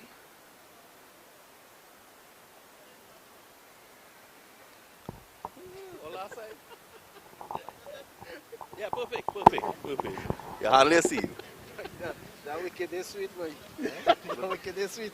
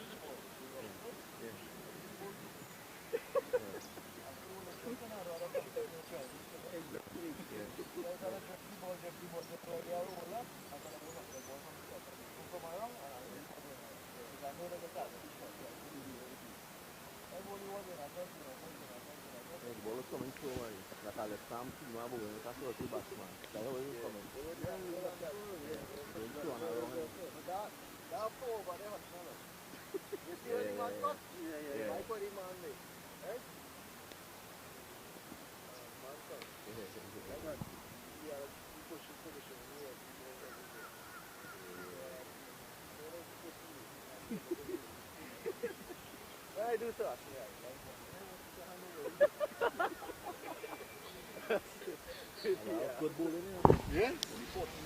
12. Come now, man. We adding runs to the man. 3 for 12. You got to check that upstairs and I'll adjust it for the report. I'll check my I'll send it back now to the Guardian. And a nice photo of you down the road in the press.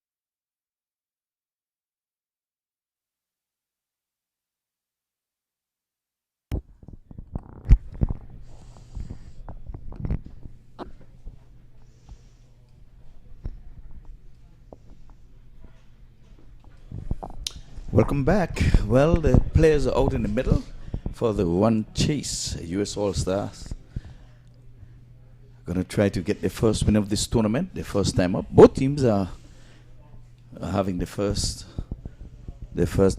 go at it. So one will win, one would lose.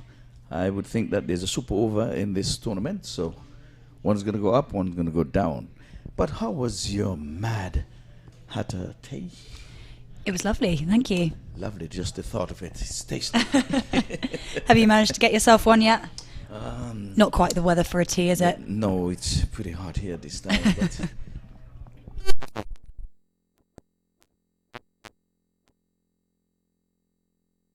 But how can we get? Maybe Vinod can explain when he gets in. We have nothing to do with the cow, but some say we get mad cow disease. What's that? You know what? I should know, being a countryside girl back in the UK, but I can't say I'm the most knowledgeable. Yes, well, we're opening up with spin. The first one was tucked away into the onside for a single. So we're underway. Scoreboard is not up. We don't know the batters as yet, but okay, here it is. Mark DL's beginning proceedings here in terms of bowling.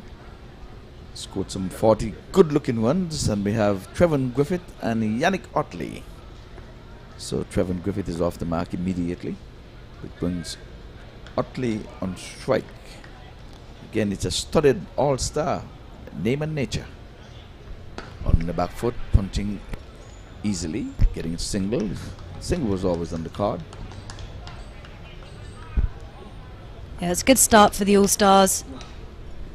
Getting both batsmen a go at the bowler. Be good for them to get their eye in early. At least getting the feet moving as well. Definitely, definitely. Yes. Especially against the spin. Yes. This time there's not going to be a run. It's one punch to the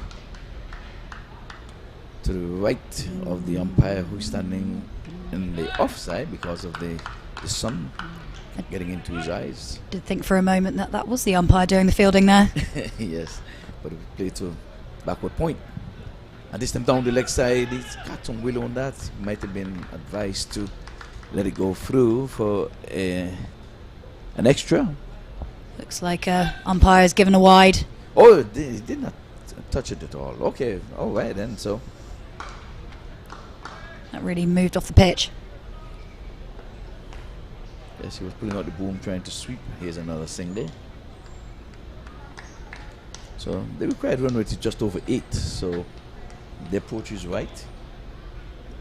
Yeah, I think the singles, like we said before, the singles all add up.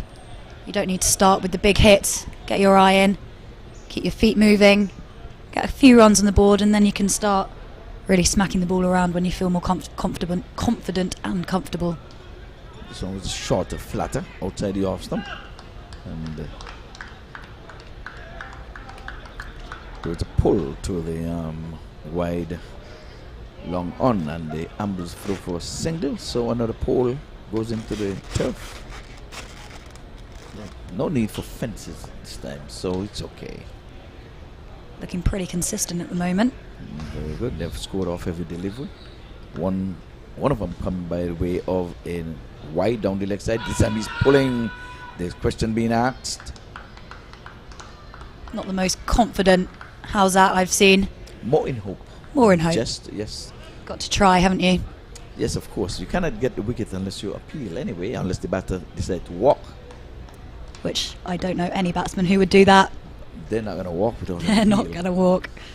Okay, so 1 over done and dusted. We are going to see what the first power play would bring us. It was what 50 odd runs in the power play in the first inning. These guys are partnership of 5. At least it's going without taking any risk. No need for risk at 8 runs and over in 2020 cricket. No, as long as they don't let the required run rate get too high, just keep it ticking over, and you'll get there eventually. Yes, indeed. So Dale, well, he finished with 2 dots on the trot. So we're going to see Jalit and Wanhawa. He's going to be taking up the attack from the come box end. He's going to be bowling seamers and going to be coming round the wicket. And he will be bowling to Yannick Otley.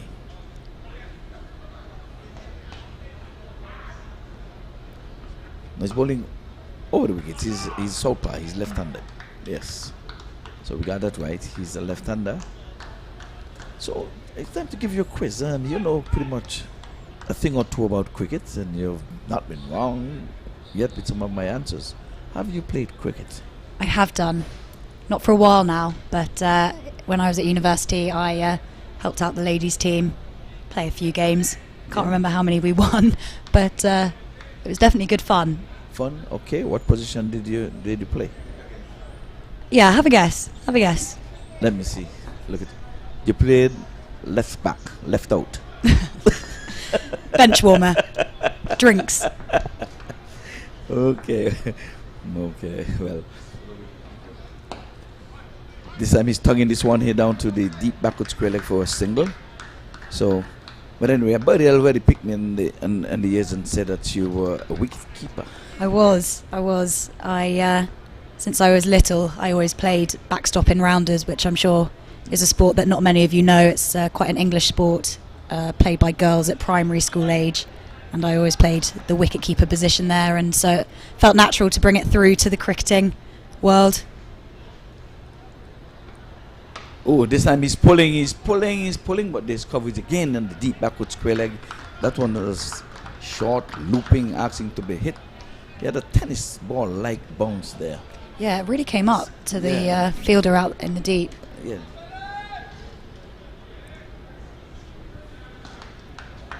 Well, Colin Archibald is the bowler, so we had the wrong bowler on the screen. So our apologies here. We just was following the scoreboard and not knowing all of these players. This time he's going inside out into the offside. It goes one bounce over the boundary rope. Now a good looking shot. First boundary of the inning. First boundary of the innings. We've seen a lot of singles, and this is the first boundary we've seen from Trevor Griffith. So having seen all those poles, it's time for some fence. Yeah, he needs something to cover them up. Needs something to cover those poles. So first fence, first boundary. And it was a good shot. Again, it went into where you don't collect any taxes. There's no man there. It was in no man land. Yeah, it was perfectly placed over the inner circle fielders. Yes, he's stroking this one nicely, but can't score. You know, oftentimes, you know, batters there was a miss. Look at that, a comedy of errors. It was well fielded, and the fielder tried to throw the ball back into the bowler, even though they were not running, and the ball slipped from his grasp. We actually saw exactly the same thing happen yesterday. Yeah, exactly. In And the same area, exactly, pretty much exactly the same thing. Deja vu. But then let's say good heads up between the two batters. Yeah. They saw the error, they didn't take their eyes off the ball, and they scampered through for that single. So that's it. You have to keep your eye on the ball. They always tell you that. Yeah, exactly that. And the ball is not dead because the fielder would have fielded it. Yeah, no, you've got to put pressure on the fielders. You can't let them start falling asleep out there. And that's what cricket is all about. Turn 0 into 1 and 1. This time he's going in the air. Have the height, never the distance. The man is getting on height, but he's jiggling and juggling. And by the look of things, I knew he was not going to take that one. Yeah, Yes. we've had a lot of similar ones that hung in the air for so long that the fielders just get to, I don't know what it is, they get nervous or they overthink it, and it's just gone straight through his hands. Well, I'm going to make an excuse for him. Maybe he heard footsteps because the fielder there in blue, if we can see him on camera. See, there was a man there close to him. He must have said, I heard footsteps. That's an excuse. Let's bait him out with that. But he should have been taken. Should have been taken. Yes. And yeah, looks like the All-Stars have had one of their lifelines. Yes, well, that's the most productive over for them in terms of runs. Some 9 coming from it. They could have had a wicket. 152 to get from 108 balls. Easy peasy in 2020 cricket. You'd like to think that they'd be feeling pretty confident now. No wickets gone as of yet, and as long as they keep building this opening partnership, they should be feeling, like I say, fairly confident.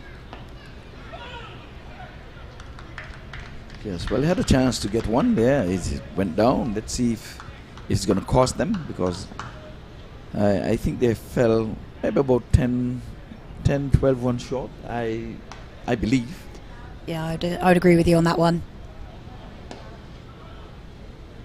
Semi-stroking this one off the back foot. Batters doesn't seem to be in a hurry. I mean, one boundary struck in the last over, but they're just working it and turning it. I guess that's the instructions. And from time to time, you might see a message come out in a bottle. You know, when they think, well, it's time to move it on. Here's the bottle. Get a move on. Move on, yes. Call it message in a bottle. Oh, he's sweeping. He's pulling out the boom and sweeping well. One bounce down to the deep backward square leg for 4. Yeah, he played that one really nicely. Yeah, so I guess he doing some house cleaning, sweeping. Guess if he fall down, he'll just use the duster, get up and dust himself off. Yeah, down on one knee. Yes. One bounce to the boundary. No troubles there. Like you say, that's no man's land. No one's going to get that. No, yeah, you don't have to worry about that. You don't have to pay taxes for that area. There's no one lives in there. It's a duty-free area. Duty-free, yes. There you go. And he works this one nicely. Take the total into the 20s and 20 now for no loss. Easy peasy into over number 3. Remember, it's a 20-20 encounter. First 6 overs. No more than 2 fielders can be outside of the 30-yard circle. And those 2 men are stationed at the deep. Oh, there's one that is eluding the wicket keeper. Yeah, I think that was a catch, potential catch option there. Let us see if he got. Yes, indeed. He did get some willow on it. It would have been a difficult take. He was always going away from the wicket keeper. He does look annoyed at himself, though. Feels like he should have been there. Should have, yes. But there's another 2. But I was saying the 2 men outside of the 30-yard circle is deep mid-wicket and a wide long on. So no slips, but they need to attack. You see, a first slip would have gobbled that up. Sometimes you have all these men in the circle. Must put somebody in attacking position. And there's a wide down the leg side. Nicely stopped there by the wicket keeper. Yeah, we've seen some good keeping over the last few games. Yes. They've all been pretty quick with their hands. A few stompings we saw in day 1. First game, I believe. Yes, I was impressed with him. So he's driving, but can't pass extra cover. As that over comes to an end, latest score here at the Central BROWARD Stadium. It is 23 for no loss. And it's time for a Mad Hatter tea break.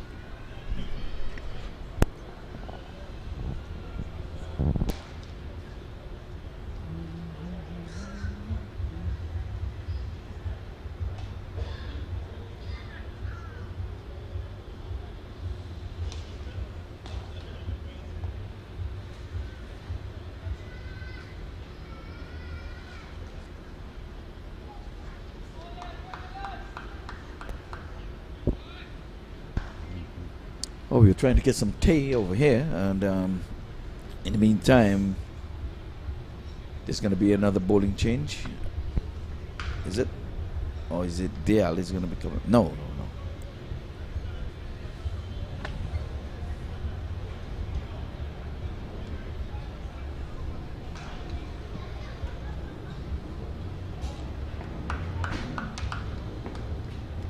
Lots of movement in the field as the fielders switch positions according to the bowler's demands.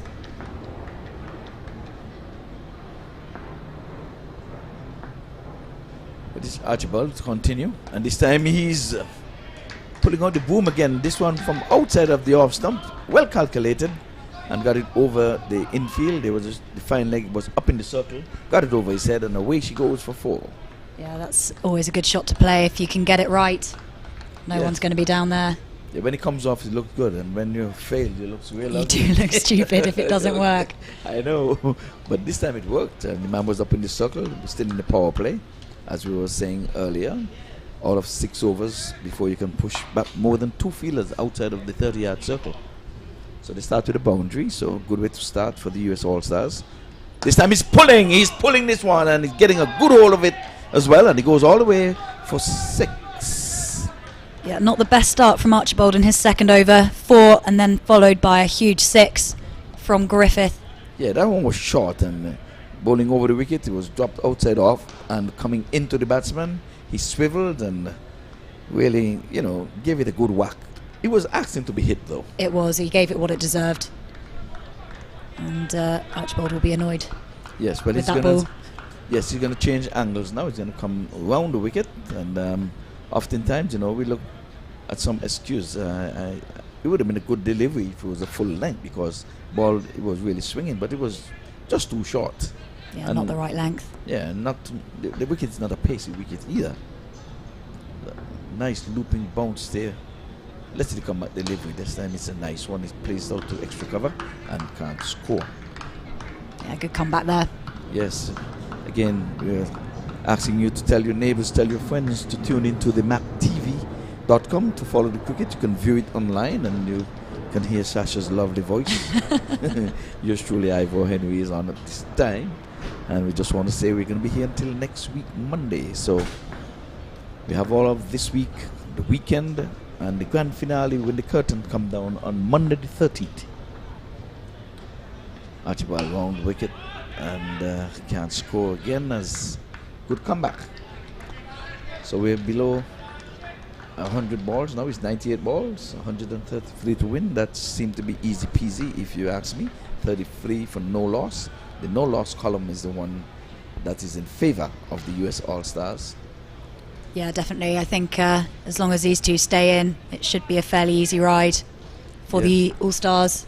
So it's up to the Brampton Pacers bowlers. They need to get a breakthrough soon. Yeah, they would have been losing wickets at this time. They would have lost some 3 wickets. This Yeah. time down the leg side, and the wicketkeeper, nice stop there. Yeah, that was a really good stop by the keeper. Then trying to get the run out, missing both stumps unfortunately, but saving more runs being lost Yes. behind him. There was a fine tickle from the batter of Otley, and the wicketkeeper really knocked it down. It would have gone past him. It would have Yeah. gone for 4th. Oh, definitely. Yeah, no, he See, did really there well it to is. read that. Yes. I mean, he may not have gotten 4 because the ball was slowing up, but at the same time, he anticipated well. Any runs that he's saved is better than none. Exactly.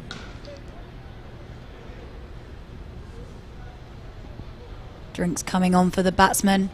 It is hot out there in the middle. Well, I'm glad you said drinks, but we call that a message in a bottle. There you go. Something needs to be passed over clearly. Yeah, so we take a bottle, but the bottle got very close to the turf there. I think the umpire is kind of mindful. I guess he's gonna say something now.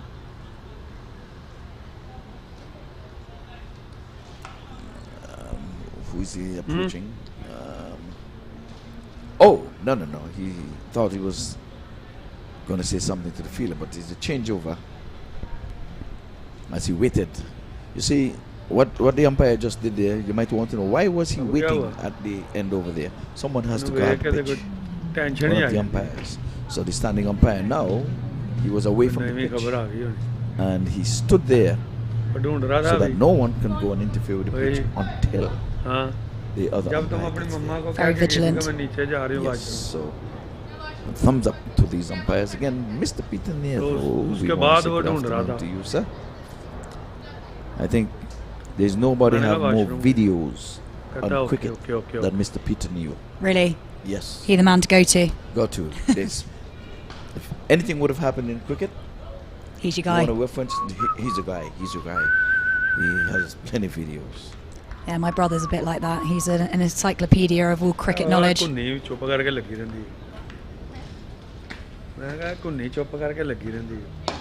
He's stroking nicely, but just for a single. So to Otley, he goes over the wicket, and for Griffith, he would have. He went around the wicket. So let's see if we can get our tea break now.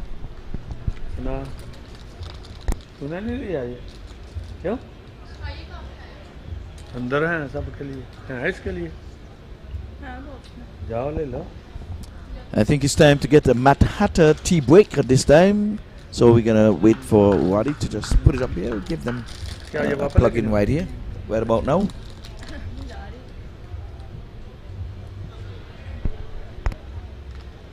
तो इसके लिए डाल के रख ना side पे You know, when you want to get mad, you can always get mad at the Hatter. And that's good tea. That's a good tea to जाना ना to have in the morning, in the afternoon, in the evening. Watching cricket, In England, it's always a good time for tea. there's never the wrong time for Never tea. the wrong time for tea. If you're feeling happy, sad, angry, tea is the answer. Cup of tea. Okay. Doesn't matter. But this time, it'll be even better with a Mad Hatter tea. Definitely. Okay. Well, day number 2 of this 13th edition, we have a change of bowling from the far end. We have Junaid Siddiqui coming in for his first spell. And yeah, he's a wizard. Junaid. Oh, he's pulling. Junaid, I think he would have represented India, but here it is, getting carted out of the park. First delivery was a short one. Was a bad delivery. Poorly lined. Dropped probably 3/4 way down for a spinner. Yeah, I think he just got the length wrong there. It sat up nicely for Otley to just pull straight over for a 4. And again, like we said, we're still in the power play, and he split the 2 fielders. And now this square leg is going round to a mid wicket now, so they've aborted this square leg. So you have the mid wicket and the long on. Those are the 2 men outside the 30-yard circle. Right arm comes in down the leg side, and it's going to be called wide, call and signal wide there. Yeah, not the start he would have wanted. No. Just loosening up a bit, getting his arms moving. And that one was still moving away from the batter. It was. Nicely taken by the wicket keeper though. He's reading him well. Down the leg side, he's getting some willow on this. Turning around the corner, but finally he's up in the 30-yard circle. He gets a single. So he's attacking leg stump. All of his deliveries has gone so far into the leg side. Yeah, I wonder if that's what the plan is, or if he's just not quite getting it where he wants it at the moment. Well, the plan for the field placing is right, but I don't know if that's the right ploy. Bowling right arm from the back of the hand. The field placing outside the 30-yard circle would have been the deep mid-wicket and the deep mid-on. Also So- good that this batting pair is a left and a right-hander, mixing Yes. it up a bit. Yes, so Trevor Griffith, the southpaw, he comes on strike. He's going to get a good clip, 24 from 14, while Otley, he's keeping company. He is on 14 from 12. And shadows are beginning to lengthen here. We're going to have one more game after this, so stick and stay. And while you're having your dinner, you'll be hearing the voices of Sasha, Vinod, and yours truly, Ivor Henrys. Hope we won't be spoiling your supper. I don't think we spoiled your late breakfast this morning, Definitely not. and I don't think we will spoil your lunch either. No, definitely not your tea. Well, exactly, we're going to have plenty of tea here. Plenty of tea. Time for a cup of tea. This time he's working this one off the legs. They're running the first one quickly. They're thinking 2, and they're going to be taking on the arm of the fielder, and it goes to the bowl wicket keeper's end, but the throw was a little bit off to the left of the keeper. Good running. Good running, yeah. Put pressure on the fielders to come in quickly. And as you said, the throw wasn't quite as accurate as the wicketkeeper would have wanted, and they were back for 2 pretty simply. Yes, so trying to get to 166, and they're now at 44 for no loss. And we have all of 8 legal delivery left in the power play. Working this one again for a single. This is sensible batting. Yeah, I'd agree with you there.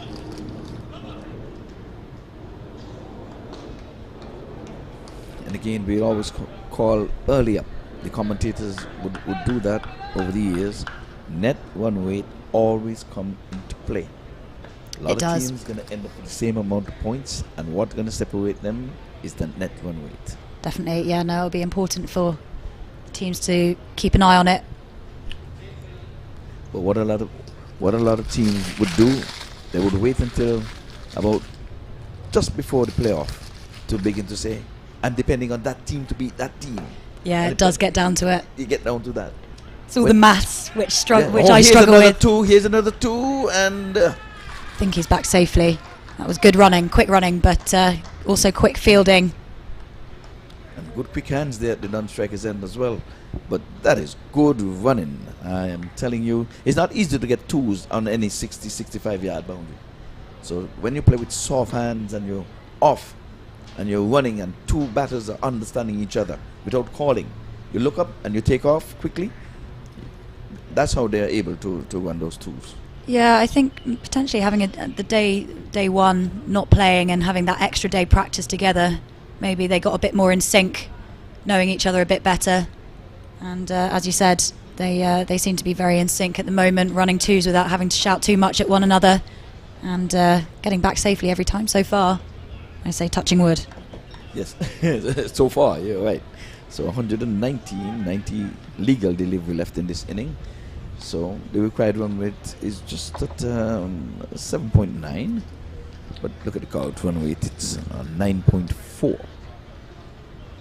And I think the most important point, no wickets have fallen for the All-Stars. 47 for no loss after 5 overs. 1 over left in the power play, which is going to be bowled by Siddiqui. Sadiq just finished. This time down the leg side and taken there by the wicketkeeper. Let's see if the umpire is interested in anything. Yes, he's interested in calling it a wide. He was down the leg side, so extras. Merrily rolls along. Sorry, my fault. Springer bowling this over. Yes. Delay on the scoreboard there.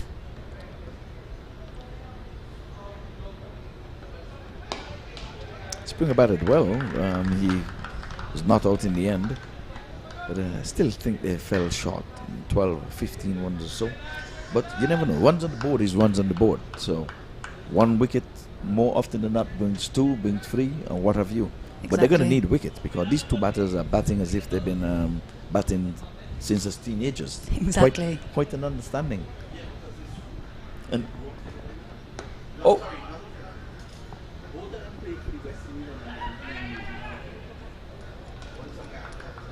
Oh, here it is. So they've been playing since in the teenage years together. And that makes a lot of sense. Yes, Yeah. because I'm saying they're understanding each other so well. Well, we could sense it, but Yeah. now we've got the confirmation that they have been batting since playing for the West Indies under 19s, which, without knowing their age, I'd Yes. assume, Yes. a few years or so. Yeah, one is from Guyana, one from Trinidad, but they can understand each other. Look at it, playing with soft hands again around the corner. And we've seen the most 2s in an inning here in this brief stay at the wicket. Yes. Yeah, that's when you know they trust one another. There's no confusion over what's going on between the wickets. And I hope the West Indies senior team is looking at this. These are West Indians. They understand 2020 cricket. West Indies are picking a bunch of power hitters, want to go from ball 1 because only 2 fielders are outside of the circle. Here it is, 2 fielders outside the circle, and they're already at 51. Easy peasy. Yeah, I totally agree with you. That's because of good running between the wickets. There's going to be a few spaces in the West Indies team following a few retirements. Well, there's spaces now, but there's some stumbling blocks. I don't know. The stumbling blocks starting with the selectors. I think they're stumbling their way in making calls. These 2 guys are telling you, okay, Chris Gale, you have done what you have got to do in the air, but away from any fielder. He's going to run across the boundary ropes. Let us see. There's a valiant chase. Just in time, I think. I think he's done really well there. I think he's done really, really, really, really well. And a good throw in at the far end to the wicket keeper. And they're appealing. And you're not on camera, but all the fielders are saying, well done, well done. And all the high five. We're looking at it again. Look at the replay. They're looking for confirmation to see if that ball went over the rope or did it touch the rope when you think good there. Well, that's tight. That's close. That's tight. It was really tight, but effort. I think it's good, really good. This time the batsman again playing with soft hands. Here it is.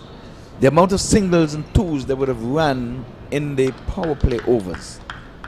They need to get this video and send it to the West Indies senior team to show that you can score over 50 runs without giving chances. And more often than not, a lot of times when the 2 players are outside the 30-yard circle, the wicket falls to one of those 2 guys. Yeah, I think most of these runs have come off 1s and 2s. There's been a few boundaries, obviously, but they all add up, and 54 off 5.5 overs is pretty good.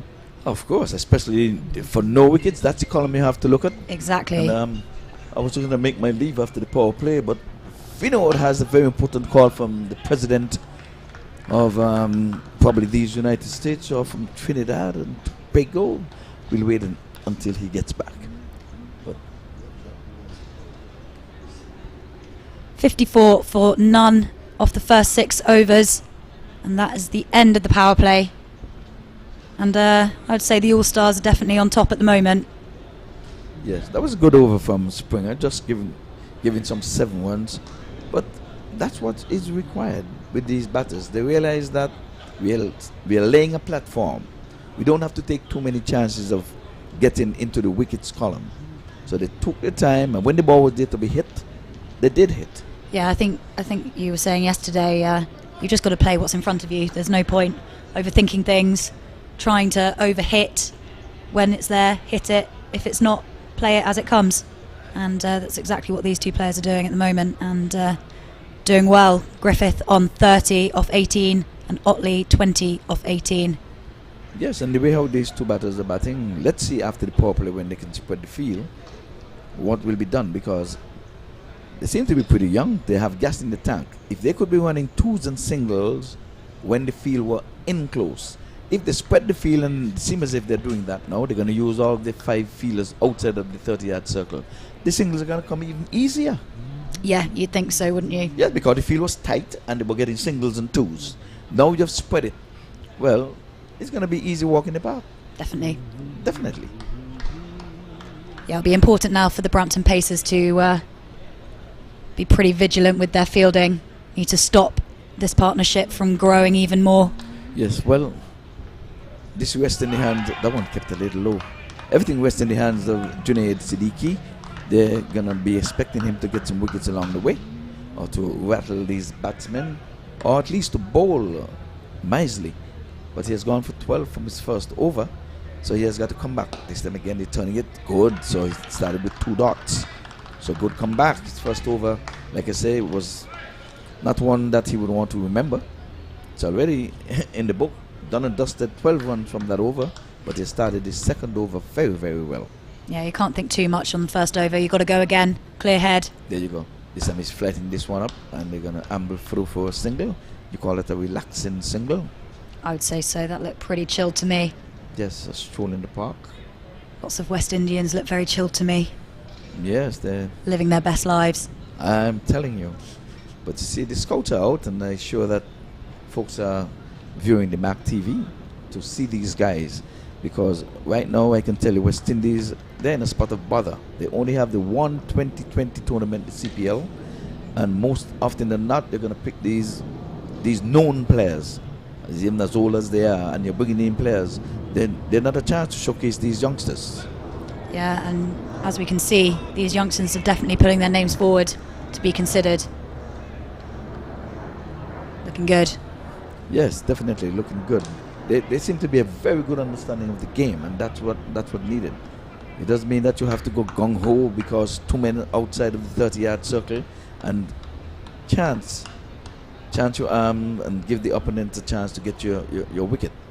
But Junaid, it is now, he's stroking this one again in the, I think they won in the first one very quickly. Are they going to take on the arm of the youngster? No, wise decision. And this time,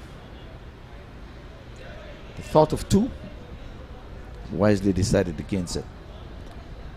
Yeah, definitely a better over here from Siddiqui. Yes, but you have to knock the board. You forgot to knock the board. Sorry, I've touched wood now. Okay, yes. We're all okay.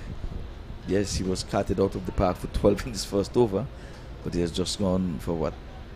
3 off the first 4. Yes, he was trying to go with this one. It was up in the block hole, getting the bottom portion of the bat rolled out for a single. As the over comes to an end, a very good one. Just 4 runs coming from it. Yeah, he'll be pleased with that one, following his first over. So, umpire Jermaine Lindo, he's a qualified white ball umpire in the West Indies. He'd have the experience of getting onto the field of play, beat.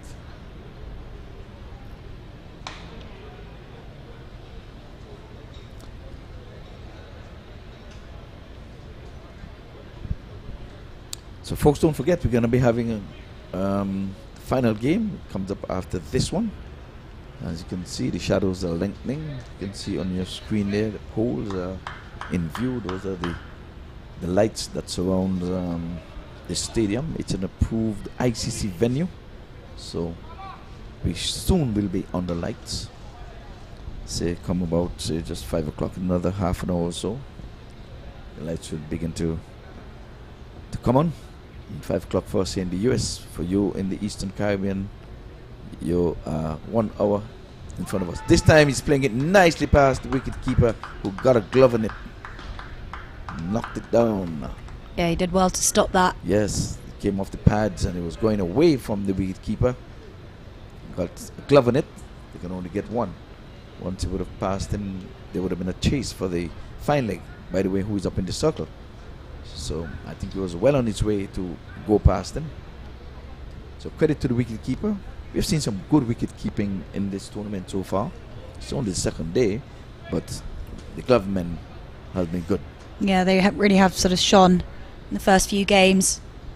I know they play a key part in any team, but they really are showing how good they are in this tournament so far. Yes, indeed. I just got wind that Miss Lynette Fox and Sinkits and Mertrice Nesbitt over in the New York area are following this game.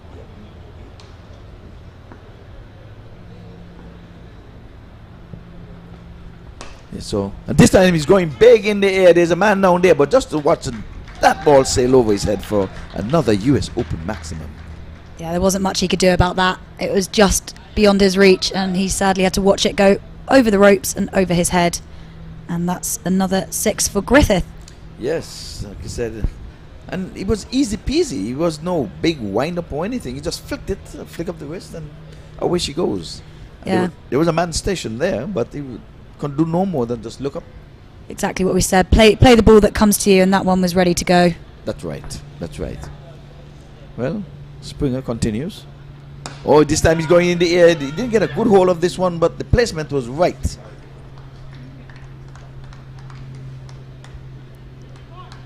So the 100 comes up. 101 from the 100 exactly, as a matter of fact. So Sharma, Springer. 66 for none. US All-Stars, that important none in the wickets column. These two openers are really pushing along nicely here. Which is indeed the partnership, because both batters are at the top of the inning. No wicket would have fallen. So for you young Americans, this time he's going in the air and there's no man down there again, and he goes all the way for 6.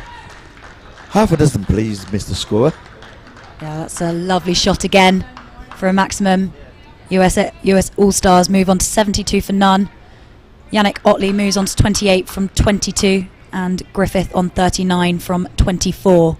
Yes, so both batters are feasting on Springer. 2 boundaries, 2 sixes as a matter of fact, 1 each. 1 to Griffith and 1 to Otley. Let's see the comeback delivery. Down the leg side, he's working this one off the legs for a single. Sensible batting. Yeah, no, that was nice. Just keep it ticking over. They've got the maximum in the over. Couple more singles, and that's exactly what they require to reach the total. Yes, 93 from 73 deliveries. I think again it's easy peasy. Walk in the park. After this delivery, I think we're going to have a double change in the com box. I would think I'm seeing 2 persons are standing by.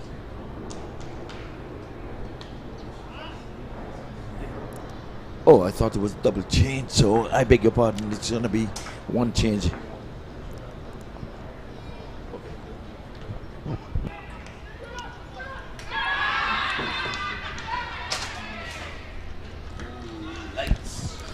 Well, the first wicket has fallen, and that of Yannick Otley run out, and a wonderful opening partnership of 73 of just 7.5 overs. And Otley, you can see there, lovely bit of work by the wicketkeeper. Otley dived for all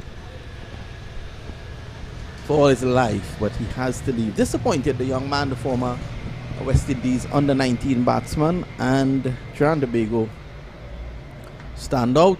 He leaves for 29 of 23. And is this the start of something that could see a fight back? Yeah, as soon as you come into the comms box, wicket falls. Don't listen to Ira Henry. It's because he didn't touch wood.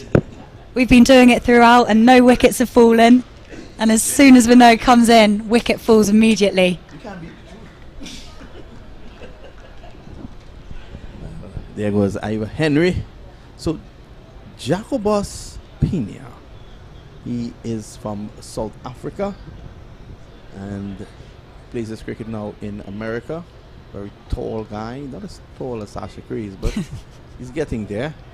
And he's in with Trevon Bugsy Griffith out of Guyana, former West Indies under 19 player as well.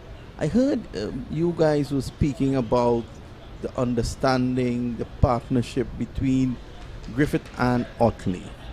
That partnership started 13 years ago in New Zealand when the West Indies team, in fact 12 years ago when the West Indies team toured New Zealand for the World Cup. I remember Griffith played very well. He stroked 70 something odd against Pakistan in West Indies, defeated Pakistan. Ijaz Ahmed, a former Pakistani middle order batsman who was the Pakistan coach at the time, he came to me and he said, look, this man is going to be the next great thing in West Indies cricket. Hasn't worked out, he hasn't realized his potential, but there is potential, and you're seeing the young man. 40 of 26, he's a dangerous customer. He also plays for the Jamaica Tallowas in the CPL. Yeah, we didn't quite know the history behind it, but we could sense that those two really knew what they were doing together. Well, Otley was actually his vice captain on that tour to New Zealand. There's another player who is playing in this tournament, and that's Yannick Karaya. He was also there. Jason Holder was the captain on that occasion. Okay. Craig Brathwaite was on the team. Jermaine Blackwood played as the off spinner on the side. In fact, Jason was not the captain. The captain was a guy by the name of Andre Creary out of Jamaica. Jason did star with the ball though. On that tour, the West Indies lost in the semi-finals. Well, we can see that these guys are living up to their names back then. Griffith, as you said, on 40 off 26. And he doesn't look like he's going to be leaving the crease anytime soon. Touch wood. I thought commentators were supposed to be. Oh, I've done it. Griffith goes. That delivery kept a bit low. It did not come up. And Trevon Griffith is bowled for 40 of 27 balls. It's now 75 for 2. When one partner leaves in cricket, normally the other follows after a long association. Yeah, no, he had a lovely innings. 40 off 27, as you said. But that was a great ball from Taka, who will be really pleased with that. He is now 1 for 2 off 3 balls. And the US All-Stars are 75 for 2 after 8.3 overs.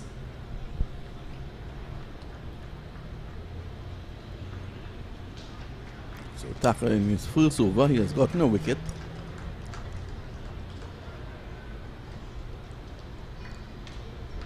Jason Mohammed, West Indies middle order batsman in the 50 overs format, he comes out. Mohammed also played for the Jamaica Tallowas in the CPL. He would have played for the Guyana Amazon Warriors as well.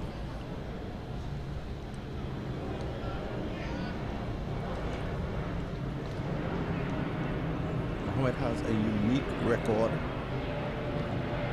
in Trinidad and Tobago in the South Zone. So in Trinidad and Tobago you have zones: South, North, Central, Southeast, Southwest, Northeast, and Tobago plays as a zone in itself. So you have inter-zone matches, and then the national team is selected out of that at the junior level. And Mohammed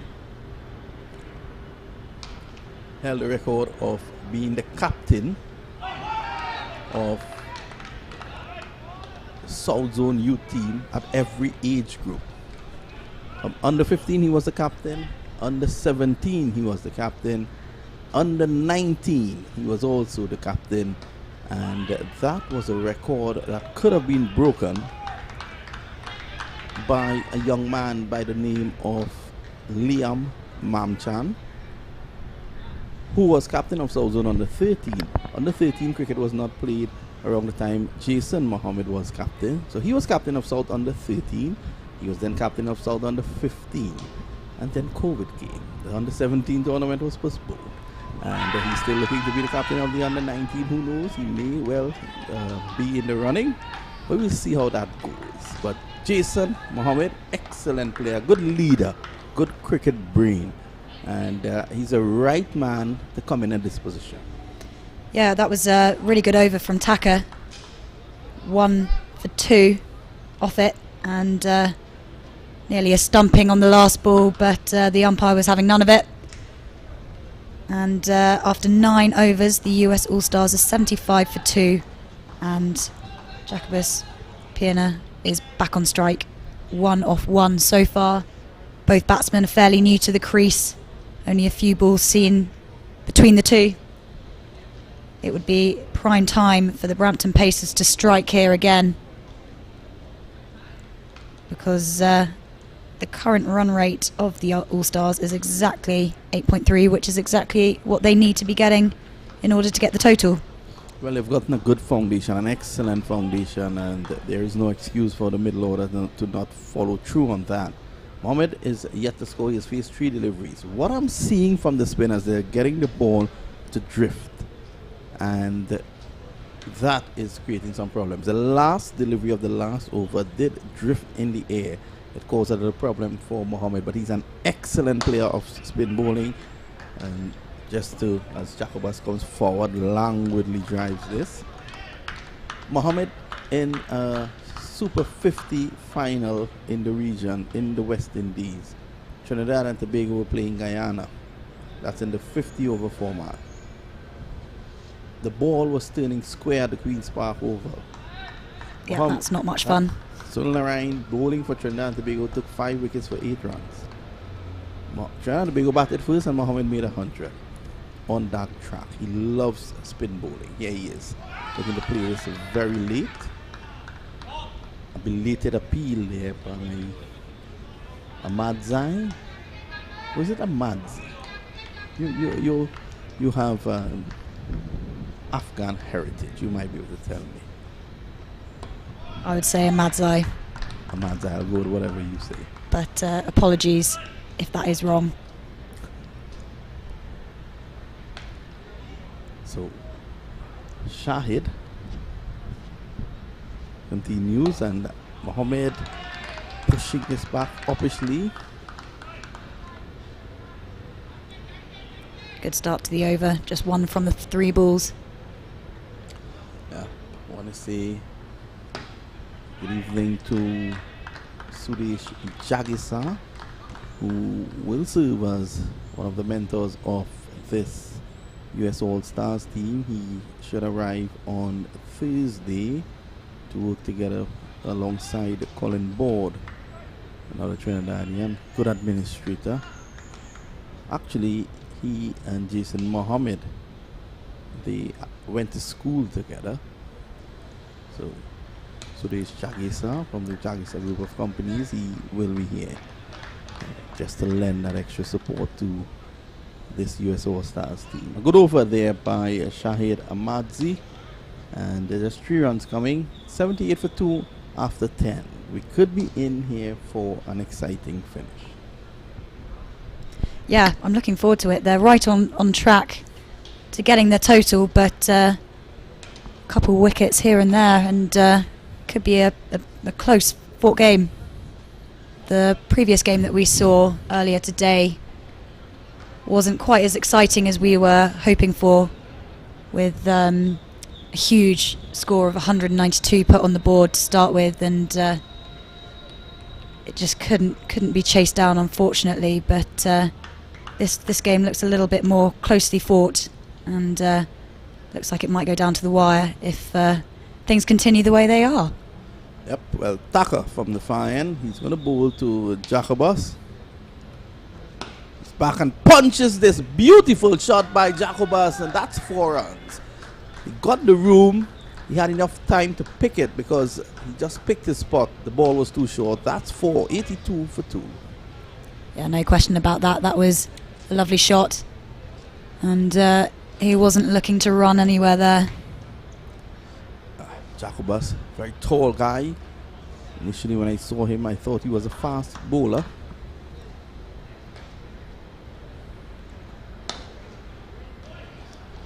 Easy batting, sensible batting.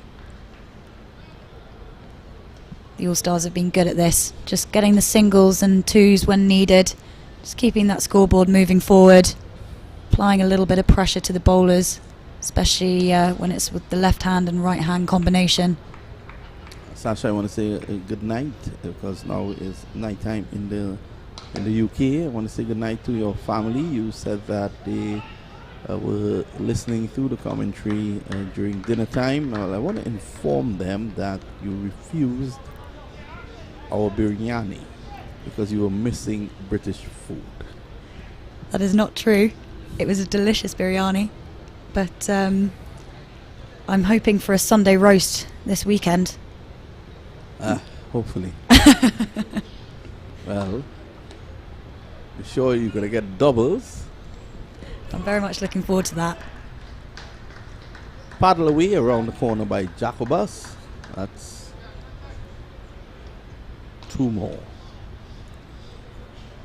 Turning out, it has been a lovely day for cricket, and now Mr. Bikram Das should be cloaked up because it's getting a little, starting to bite a bit with the breeze out there. He takes off the hoodie now.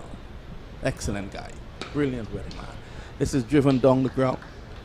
That's 1 more.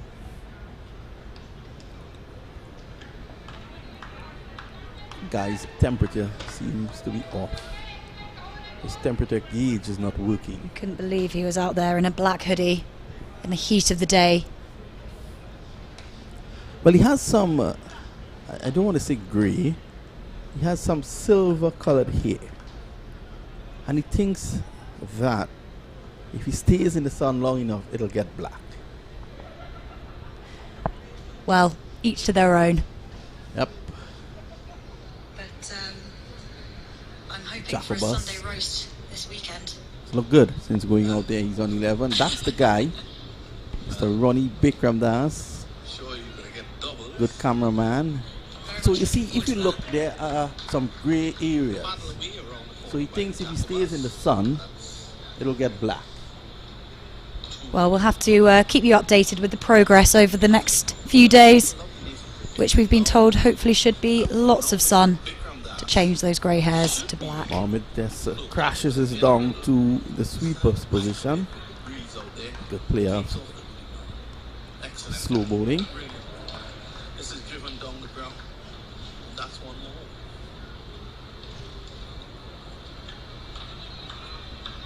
Guys, temperature seems to be off. Shahid had a good first over. Let's see what he can do with his second one. In the heat of the day. Well, he has some. There was Jacobus making room on the onside, looking to go through the off. And he was able to adjust quickly and pull that down behind square for 1. Jacobus Pina. Well, each to their own. Yep.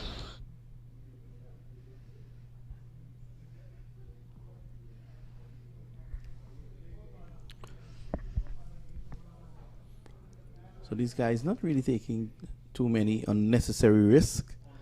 They are just keeping the scoreboard ticking. They're staying in the game. Yeah, it's important to keep rotating the strike. You don't want the bowler to get comfortable and get used to one batsman in particular, and the All-Stars have been particularly good at this throughout their innings. Currently 91 for 2. Make that 92 for 2. Single off that ball from Shahid. I think Jacobus's trigger movement is a bit too early.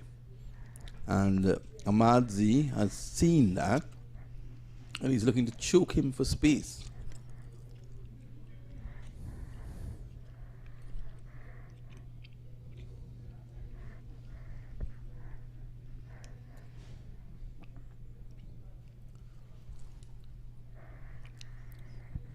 The US All-Stars, a lot being expected from this team. Got some big names in their team, and hoping they live up to the name All-Stars. Another single from the last ball of the over. It's 93 for 2 off 12 overs. Probably a good time to take a Mad Hatter tea break. We will see you in a bit.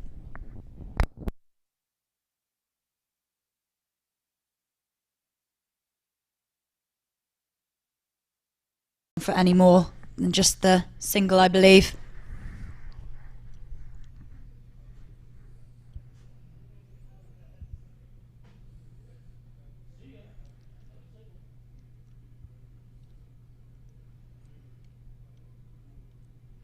Nice shot again for a single. These guys are getting good at rotating, keeping that scoreboard moving forward. Their current run rate is 7.7. Required is 9.3. And that dot ball is going to be all important. Jacobus looking at the umpire, probably wondering if that was a wide. So Siddiqui in his third over. Experienced leg spinner. Again, Jacobus allows it to go by. He can easily come forward and look to drive it down to long off. That's a safe shot. And get the single. Don't want to create problems, create unnecessary pressure. Yeah, I think the umpire's right. Those weren't wides. Jacobus is definitely big and long enough to reach those balls, choosing not to. And looking a bit bemused by the fact that they weren't given, but like I say, I believe the umpire made the right calls there. After the 13th over, the US All-Stars are 97 for 2. Target 166. So, 69 to get of 7 overs, so that's 10 runs and over. I think it's going to be a close finish here. Well, let's see how far and how deep they can take it. There are some power hitters who could come. Zison Qureshi is one. He can give you a cameo that could end the game if he comes in. He hits the ball.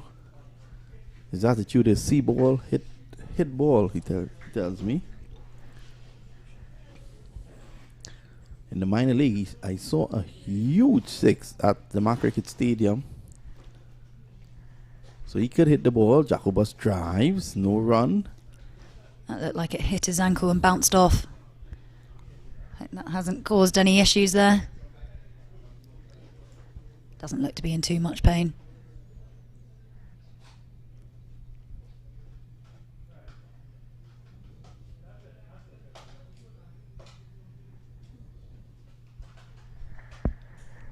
Oh, that's a good stop.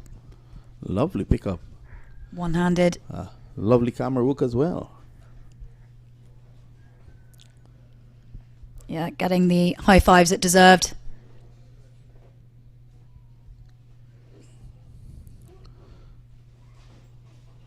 Shahid has bowled really, really well. None for 9. He's in his third over.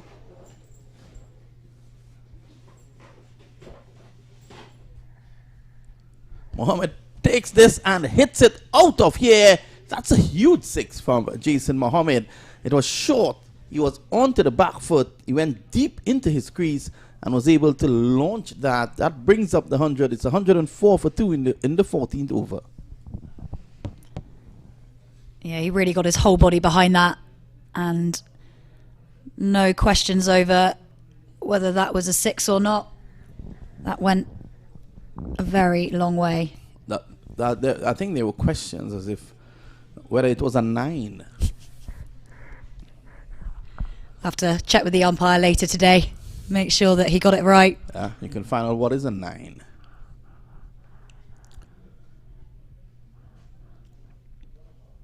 Sammy drives down the ground. He could be in problems. One would have thought that the fielder would have made a better attempt. Yeah, it's a difficult one. You either really go for it or you let it bounce in front of you. But if I was the bowler here, I would have been a little bit disappointed that he didn't try and at least take the catch. Yeah, I think I thought he had enough time to, from the moment it left the bat, it was flat. So he could have known that it was not going to go over his head. Jacobus is back, cuts this away. That's a beautiful shot for 4. He played it very late. Had he played that later, he would have played it next week. And it goes into the boundary for 4. Yeah, you can see the shadows coming across the middle at the moment. 5 o'clock here in Fort Lauderdale. And the sun is getting lower. Still very hot outside, however, as you can see by the batsman having to take his helmet off and have a bit of a breather here. Jacobus currently on 20 off 16 and Jason Mohammed 15 off 18. So Mohammed, a very experienced campaigner, was the captain of Trinidad and Tobago's senior team for many years. When he plays cricket, he's normally thrust into that leadership role. It's a man called Shadow.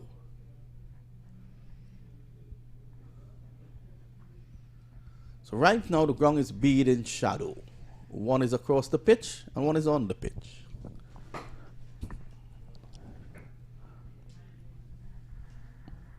Mark Dial, who's a decent slow bowler, he's going to take up the attack from the far end. Dial would have played cricket with Mohammed ever since. Mohammed drives, that's 4 runs, as easy as that. That is class. That shot had class written all over it. Yeah, that was definitely going all the way to the boundary. No one was going to get in the way of that. Lovely 4 there. That's a Caribbean shot. Look at it. Out of here. Yeah, you can see the strength when he hits it. He wasn't going to let that one go to waste.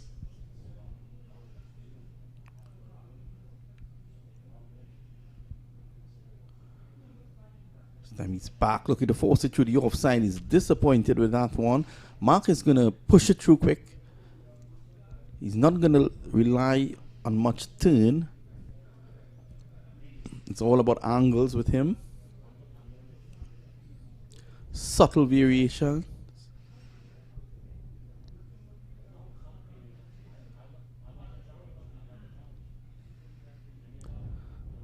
Sai Mohammed not really getting hold of this.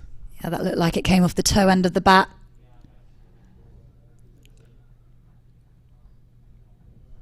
Just the single from it. Jacobus takes the strike. 114 for 2 at the moment. Target 166. So Jacobus goes long.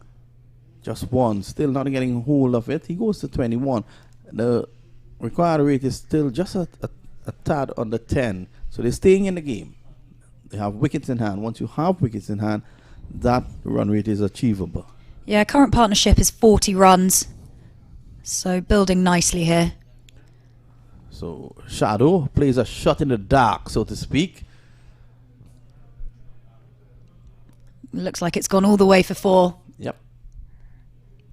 And the fielder runs straight into the US All-Stars camp, who, with delighted look, give him a little pat on the back as he leaves them alone.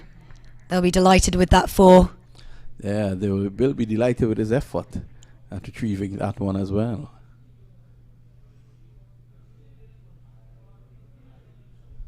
Mohammed drives again pleasantly through the offside.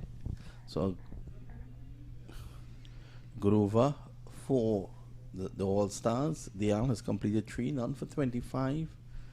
And after 15 overs, it's about time to take a Mad Hatters tea break.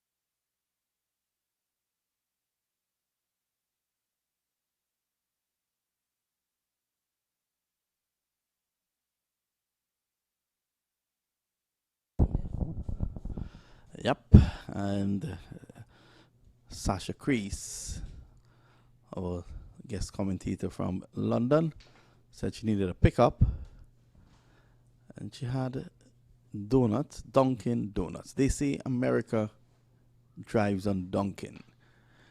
And there's something at the back of the commentary box that'll give her an extra pickup. She's going to get it very soon, and that's the Mad Hatters tea and coffee. Yeah, I've got to wait 5 more overs for that, but it's going to be worth the wait, I'm sure. Yep, I want to say good evening to the Cricket 360 crew who always supports the US Open and CCUSA. Jason Kailash, Ragbir Prasad Mohammed, Visham Shams Lalman, and the good man himself, Anil Dungi Lakan. Just 3 of the guys. I want to say a shout out to Barrel as well, good cameraman. Mike Rupwa, oh, that's a good shot. And diving, trying to stop it at point. He was never going to really prevent it. It struck the bottom of Mohammed's bat. He gets 2. 122 for 2. Yes, Cricket 360 brand, that's a big brand in the West Indies in terms of media. It's Shamar Springer, and that's a wide. He's not happy. Does not look happy about that. And the young man may well find himself a date tonight with the match referee if he continues to argue like that with the umpire. The umpire is telling him to cool it. Yeah, the wicket keeper keeps looking at the square leg umpire as if he's going to save them. But no luck either there. Here's Springer again. Mohammed drives. The lack of timing allows a single, and now the overthrow brings an extra. Yeah, I think that was thrown in anger, and they've managed to give away another run because of it, which I'm sure will annoy them even more. You can see the disappointment in the face of Shamar Springer. He's shaking his head.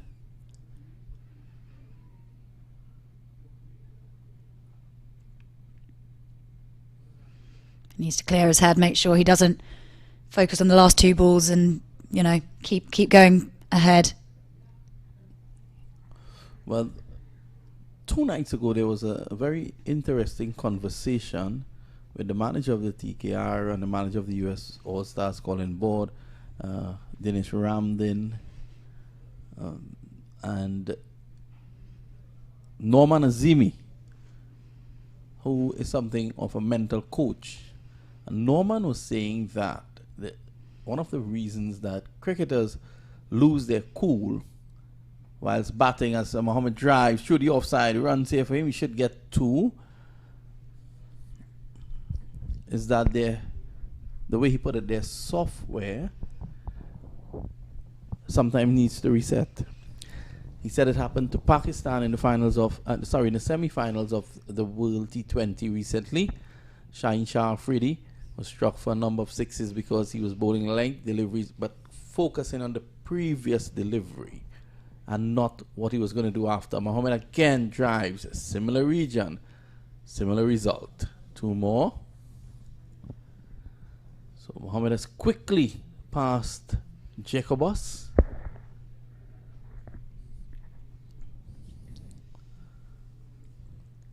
Yeah, I think you're right. It's always tough when you get hit around a bit. It's hard not to think about it, but just get to the end of your mark. I've heard a few cricketers say they just take a minute or seconds to clear their head and think about the next ball. Don't focus on the past. There's nothing you can do about it, is there? Definitely not. So he was saying that the actual talent, the batting, hitting a ball hard, is the hardware. The software is what's between your ear. Mohammed down the ground again. He gets 1 more. So 130 for 2. 4 overs to go. And at this point in time, A partnership of 55 between Mohammed and Jacob Ospina has put the US All-Stars in a very good position. Indeed. Looks like we've got some drinks coming on for the batters. Yep. Well, let's get your drink organized. It's the Mad Hatters tea and coffee with CBD.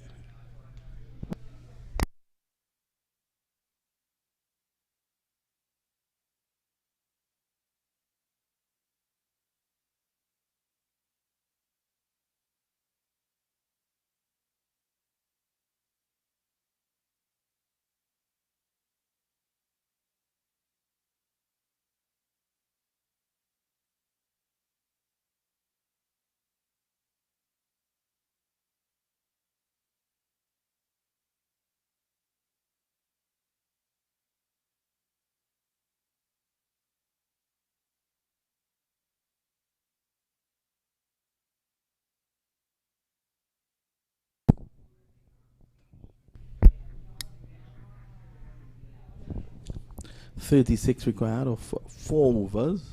That's 9 runs and over.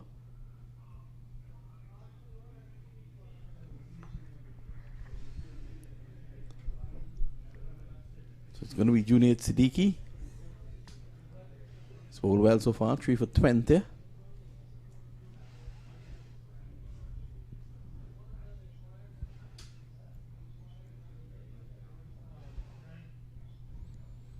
Not ready, not pleased with his approach. He pulls out, and that's important. If you're not comfortable in your load up like that, pull out. This time this is pulled away, and that's 6. Mohammed just again getting a delivery angle down the leg side, basically helped it on its way, and that's 6 more. Yeah, Siddiqui will be frustrated with that. He just didn't quite get the right length there, and Mohammed made the most of it and saw it nicely over the ropes. Well, he seems to be having some little difficulty with the load up, because looking at him as he was about to deliver, and he was very chest on, and when that happens, the ball more likely than not heads down the leg side, or it's either very straight. Let's see how he goes here now. The previous delivery before that, he pulled out. Here he is. And Mohammed drives through the offside. He is out caught. Jason Mohammed goes for 40. And the 3rd wicket has fallen. The US All-Stars, they have lost another wicket. And they're still ahead. Yeah, after that 6, Siddiqui had something to prove. And he's certainly made the point clear. Wicket on the 16th, on the second ball of his 4th over. I think he deserved a wicket. He's bowled nicely, and yeah, he has. As you can see, his team congratulating him out there, and the All-Stars lose their 3rd wicket.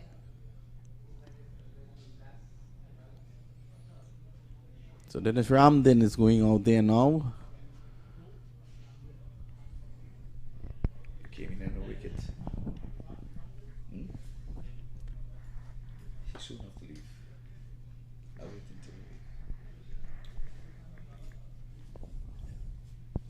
leaves.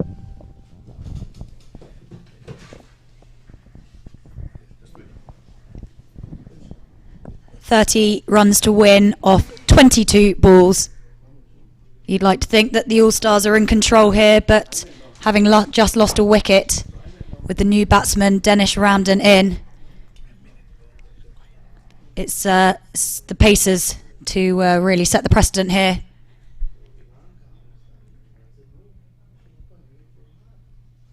Just making sure the field are all in the right position before Siddiqui bowls. And it looks like they weren't quite ready as he pulls out of his run-up, making sure that everyone's in the right place. And we go again now.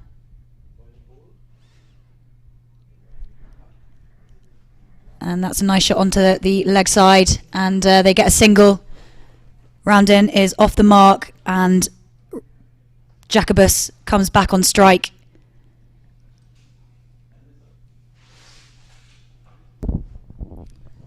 Welcome back, Ivor. Oh, well, I took a stroll around the park and the weather's changed. Yeah? Yes, it's nice and cool out there. It was really hot this morning and this afternoon, but now the sun is leaving us. Sure, we're going to be on the light soon. This time it's going big, really big. That's gone for another US maximum. Jacoba's really getting into the swing of things now. He's on 33 off 19 balls. If my maths is correct, which I'm hoping it is. Yes, well, Junaid, this is not his day. He is better than that. He has gone for some 33 runs. He's in his last over. He's taken 1 wicket. A target of 166. This time he's driving and well stopped. So Junaid, he's fighting to the end. So at least he prevented a run there off his bowling and make sure that they have to go into over number 18. So these batters have worked their way. So he's punching on the back foot. They're running through for a single. Yeah, I wasn't even considered to go for 2 there. Finish off the over, 144 for 3. Yes, I think that was Archibald who would have fielded that. I'm going to see. I need to see his shirt number. He's wearing number 14 on his shirt. And, oh, the camera was just on him there. Colin Archibald, he's from Nevis. I didn't know. I want to say good afternoon to President Carlisle Powell of the Nevis Cricket Association. And he would have been aware of Colin Archibald being represented here, Nevis being represented here by way of Colin Archibald. Nevis is one of the Caribbean islands I've actually visited. Oh, very good. A little dot, but at least nice and quiet. It was amazing. It's a volcanic island, isn't it? There's active volcano in the middle. Yes, right. And we have the Nevis Peak there. There's always a cloud over it. Yes. Always good for the swing bowlers. So the equation now, tall order, 22 from 18 deliveries. You have more runs than balls. We don't have to get into this thing every time. You have more runs than balls. Do you really think that 22 will outdo 18? Yeah, I reckon so. You reckon so? Yeah, I think the All-Stars are going to win this one. I'm putting it out there now. Last time you were early in the draw, you said that's your story and you're sticking to it. And it seems as if you're going to be doing the same thing here. I have to catch you before the evening is out or before this tournament is up. You've got all right so far. This time he's stroking this one out nicely. Square of the wicket. And to take his tally on to, 29 from 21. This brings former West Indies captain Dennis Ramden on strike. He's 1 from 1. We did not see the hard hitting Zishan Qureshi. He was slated to be a finisher, but I guess his big hitting is not required at this time. But there's lots more game left in this tournament. So we'll see young Qureshi at some point. Outside the off stump. This one is aerial. It's in the air, but he's going to drop between 3 fielders. He could not have placed that better. I know, with precision. 3 fielders were after it, and he dropped smack in the middle of them. Bullseye. Bullseye. In the meantime, they caused for 2. So like we said, we've seen the most doubles in this inning from the US All-Star. So good running all around. He started up front with the 2 opening batters, and he continues all the way. Ramden, like a teenager. And, running doubles, and he's striking this one again into the offside all along the ground this time, and he ambles through for a single.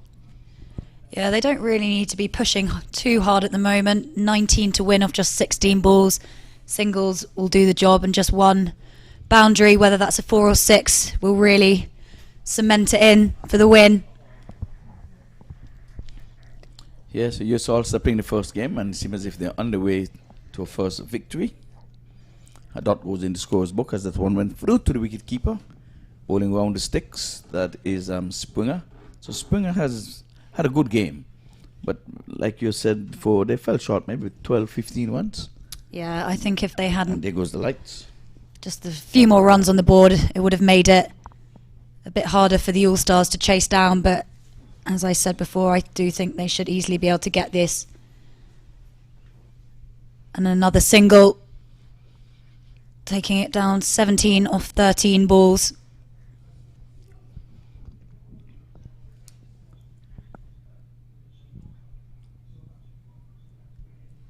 So one more match after this, and that will bring the day's play to a close. So stick and stay, folks. Those who will be having the dinner are going to be enjoying some Mad Hatter. That's a lovely shot. He took that from about the fifth stump outside of the off stump and turned it around the corner in no man's land again for a boundary. And now it's just 13 to win off 12 balls. Like I said, a boundary will make a huge difference. And as much as they'd love to get a few more boundaries, the singles now, a couple of twos, that's all they need. Yes. Should be a walk in the park. Yeah, I think they might very well try to do it in this inning now. But like we said, the faster they can do it, the better. But Ramden, with all his experience, like I said, that ball was way outside the off stump. He surveyed the field and he realized that there's no one in the deep backward square leg. The bowler really was bowling to his field outside the off stump, but Ramden had the better of him by turning this one. Yes, that's calling there. That's calling number 14, the division right there. Yes, so Nevis has been represented here, Dyke Island, yes. And we just saw the back of him there a while ago. I guess we'll get him. That's him there. Is he wearing the Colin number 14? Archibald. Yes, Colin Archibald, putting on the shades here because the lights has come on now. He said, okay, no, it's not bright enough, so let me wait at the back of my head. That's a young man talented out of Nevis. He's wearing my favourite number, number 14. Number 14, oh, there you go. So I get a chance to meet the young man. So Nevis has produced quite a bit of international stars, so here's one on the horizon. Let's hope that the scouts are out looking at the young man, and so we can get into the West Indies team. We need some youth, we need some youngsters, because we have the 2020 Cricket Tournament in the West Indies, but they're showcasing those established players. And since it's franchise cricket, they're bringing a lot of big established players from overseas. So these guys are not being showcased in the territorial 2020. Then again, he's pulling out the sweep, bringing out the boom, and he's just going to get one. He was thinking two, but it's a non-existent two because the throw comes into the wicket keeper. He would have been flirting with danger. Again, kudos to Carlisle Powell, Mr. Carlisle Powell, the president of the Nevis Cricket Association. I'm sure he would have had something to do with the young man being drafted here. This time he's tugging this one from off the leg, but there's coverage in the wide long on area. The ambles through for a single. And that, by the way, Mr. Powell is the one who just told me via WhatsApp that Colin Archibald is in this tournament. So he saw your picture. Must be listening in. Yes, I posted your picture to him, and that's the commentator there, Sasha, Mr. Powell. So like I was saying, the scouts, they're out. Ali Khan would have made his international debut from this tournament, playing here. Bravo would have come here, played in the same team, US All-Star, and saw the young man and drafted him into the Trinbago Knight Riders. So we're hoping that Archibald, this is a profession, he wants to make it big. So this can be the launching pad for him. This one is in the air and it's going to go big. Yes, it's gone over the side screen as a matter of fact. It's left the playing area. Looks like he's in a hurry, wants to finish it soon. Yes, I think he wants a Mad Hatter T, doesn't he? There you go, Mad Hatter T. Yes, so just one stroke away from winning, boundary or less away. 3 from 7. I was saying that they're going to finish it in this over. Let me see if my prediction is going to be right. Chasing 166 for victory. They would have only lost 3 wickets along the way. Good partnership at the top. Good platform set. It's driving, but all along the ground. No too wide long on. Going to make it into the final over of the match. Yes, they had to work their way. So, like you said, and I would agree with you, they fell short, maybe about 12 to 15 runs short. Yeah, I think you're right. I think 10 more runs would have made this a really close-fought game. But, 2 to win off the last over. You Could probably safely put your money on the All-Stars coming out champs on this one. I think I get a chance to win my first bet. I think I should take a chance in this one. Put your money on it. I think I should put my money in this one. Take it out my pocket. When they ask me where my money, I always say, oh, it's in my pocket. This time I can take it out. Yeah. Do I have your word? You have my word. Okay. 2 to get from 6. So have you ever heard of a maiden over? I have. I have indeed. Okay. I actually write a blog called Bowling This Maiden Over. Okay, so I am going to stick with the possibility of a maiden being bowled here is on the cards. Would you place your money on that one? No. I don't think we've actually... Have we seen a maiden so far? Yes, in the tournament, I think about 2 or 3 maidens would have bowled already. Yes. In 2020, maidens are elusive, but extremely important, extremely if you rare. can. But they need one here right now. Yeah, they do. Or they just need one to get a super over. Be exciting to see a super over. I think so too. Well, they're bringing in the feelers, but you have a wing of boundary riders on the onside. Yeah, you'd think they'd bring a few more in to stop. To stop the single or the twos, because first the batter going to be thinking single. No, I'm not going to lose it in the first go around. So at least let's get the single out the way. And what is he doing? There we go. Now he's twisting and turning into an S, and he's batted beautifully. Yeah, there wasn't much need for that. There was no need for that. Just go ahead and finish the match. Finish in style, as a matter of fact. Exactly. Like you said, just a single will draw the game. 2 to win. We'll tie, exactly. Just a little push here, there and everywhere, and you got it. No need to perform acrobatics here. Yeah, like I said, the cheeky stuff. This time he's going inside out, and that's the way you do it. 1 bounce 4, and game, set, match. So Jacob Buss, he would have scored some 43 from 29. Ramdin 10 from 6. So 168 for 3. Handshakes are all around. And there's we play inside out. It's not an easy shot to play, but when it comes on, it looks very good. So I'm sure he would have been disgusted with himself, the ball before that, because it's the same type delivery, and try to just twist it around. So let's get the scorecard. We have at the top of the inning, we have the same Jacob Buss. He is on 43 from 29, not out. Another good 42 guys got into the 40. Trevin Griffith 40, and we had Jason Mohammed, a quick fire 40 from 31, 10 and 29. Yannick Otley 29 from 23. He was run out, unfortunately. So all of the batters got into the double figures. And in the bowling column, we just had 1 wicket each for Junaid Siddiqui. He got 1 for 34, and Harsh Tekka, he got 1 for 12. The other bowlers, they didn't ask any questions of sort. 19.2 overs would have realized the victory for the US All-Stars. Brampton Pacers losing their first one, and by my estimation, not making enough run when they batted. But they were always behind the 8 balls, losing wickets up front when they batted.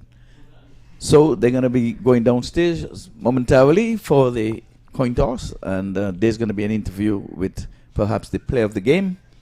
So we're standing by for that. In the meantime, don't forget to get your Mad Hat tea. We will see you shortly. See you shortly.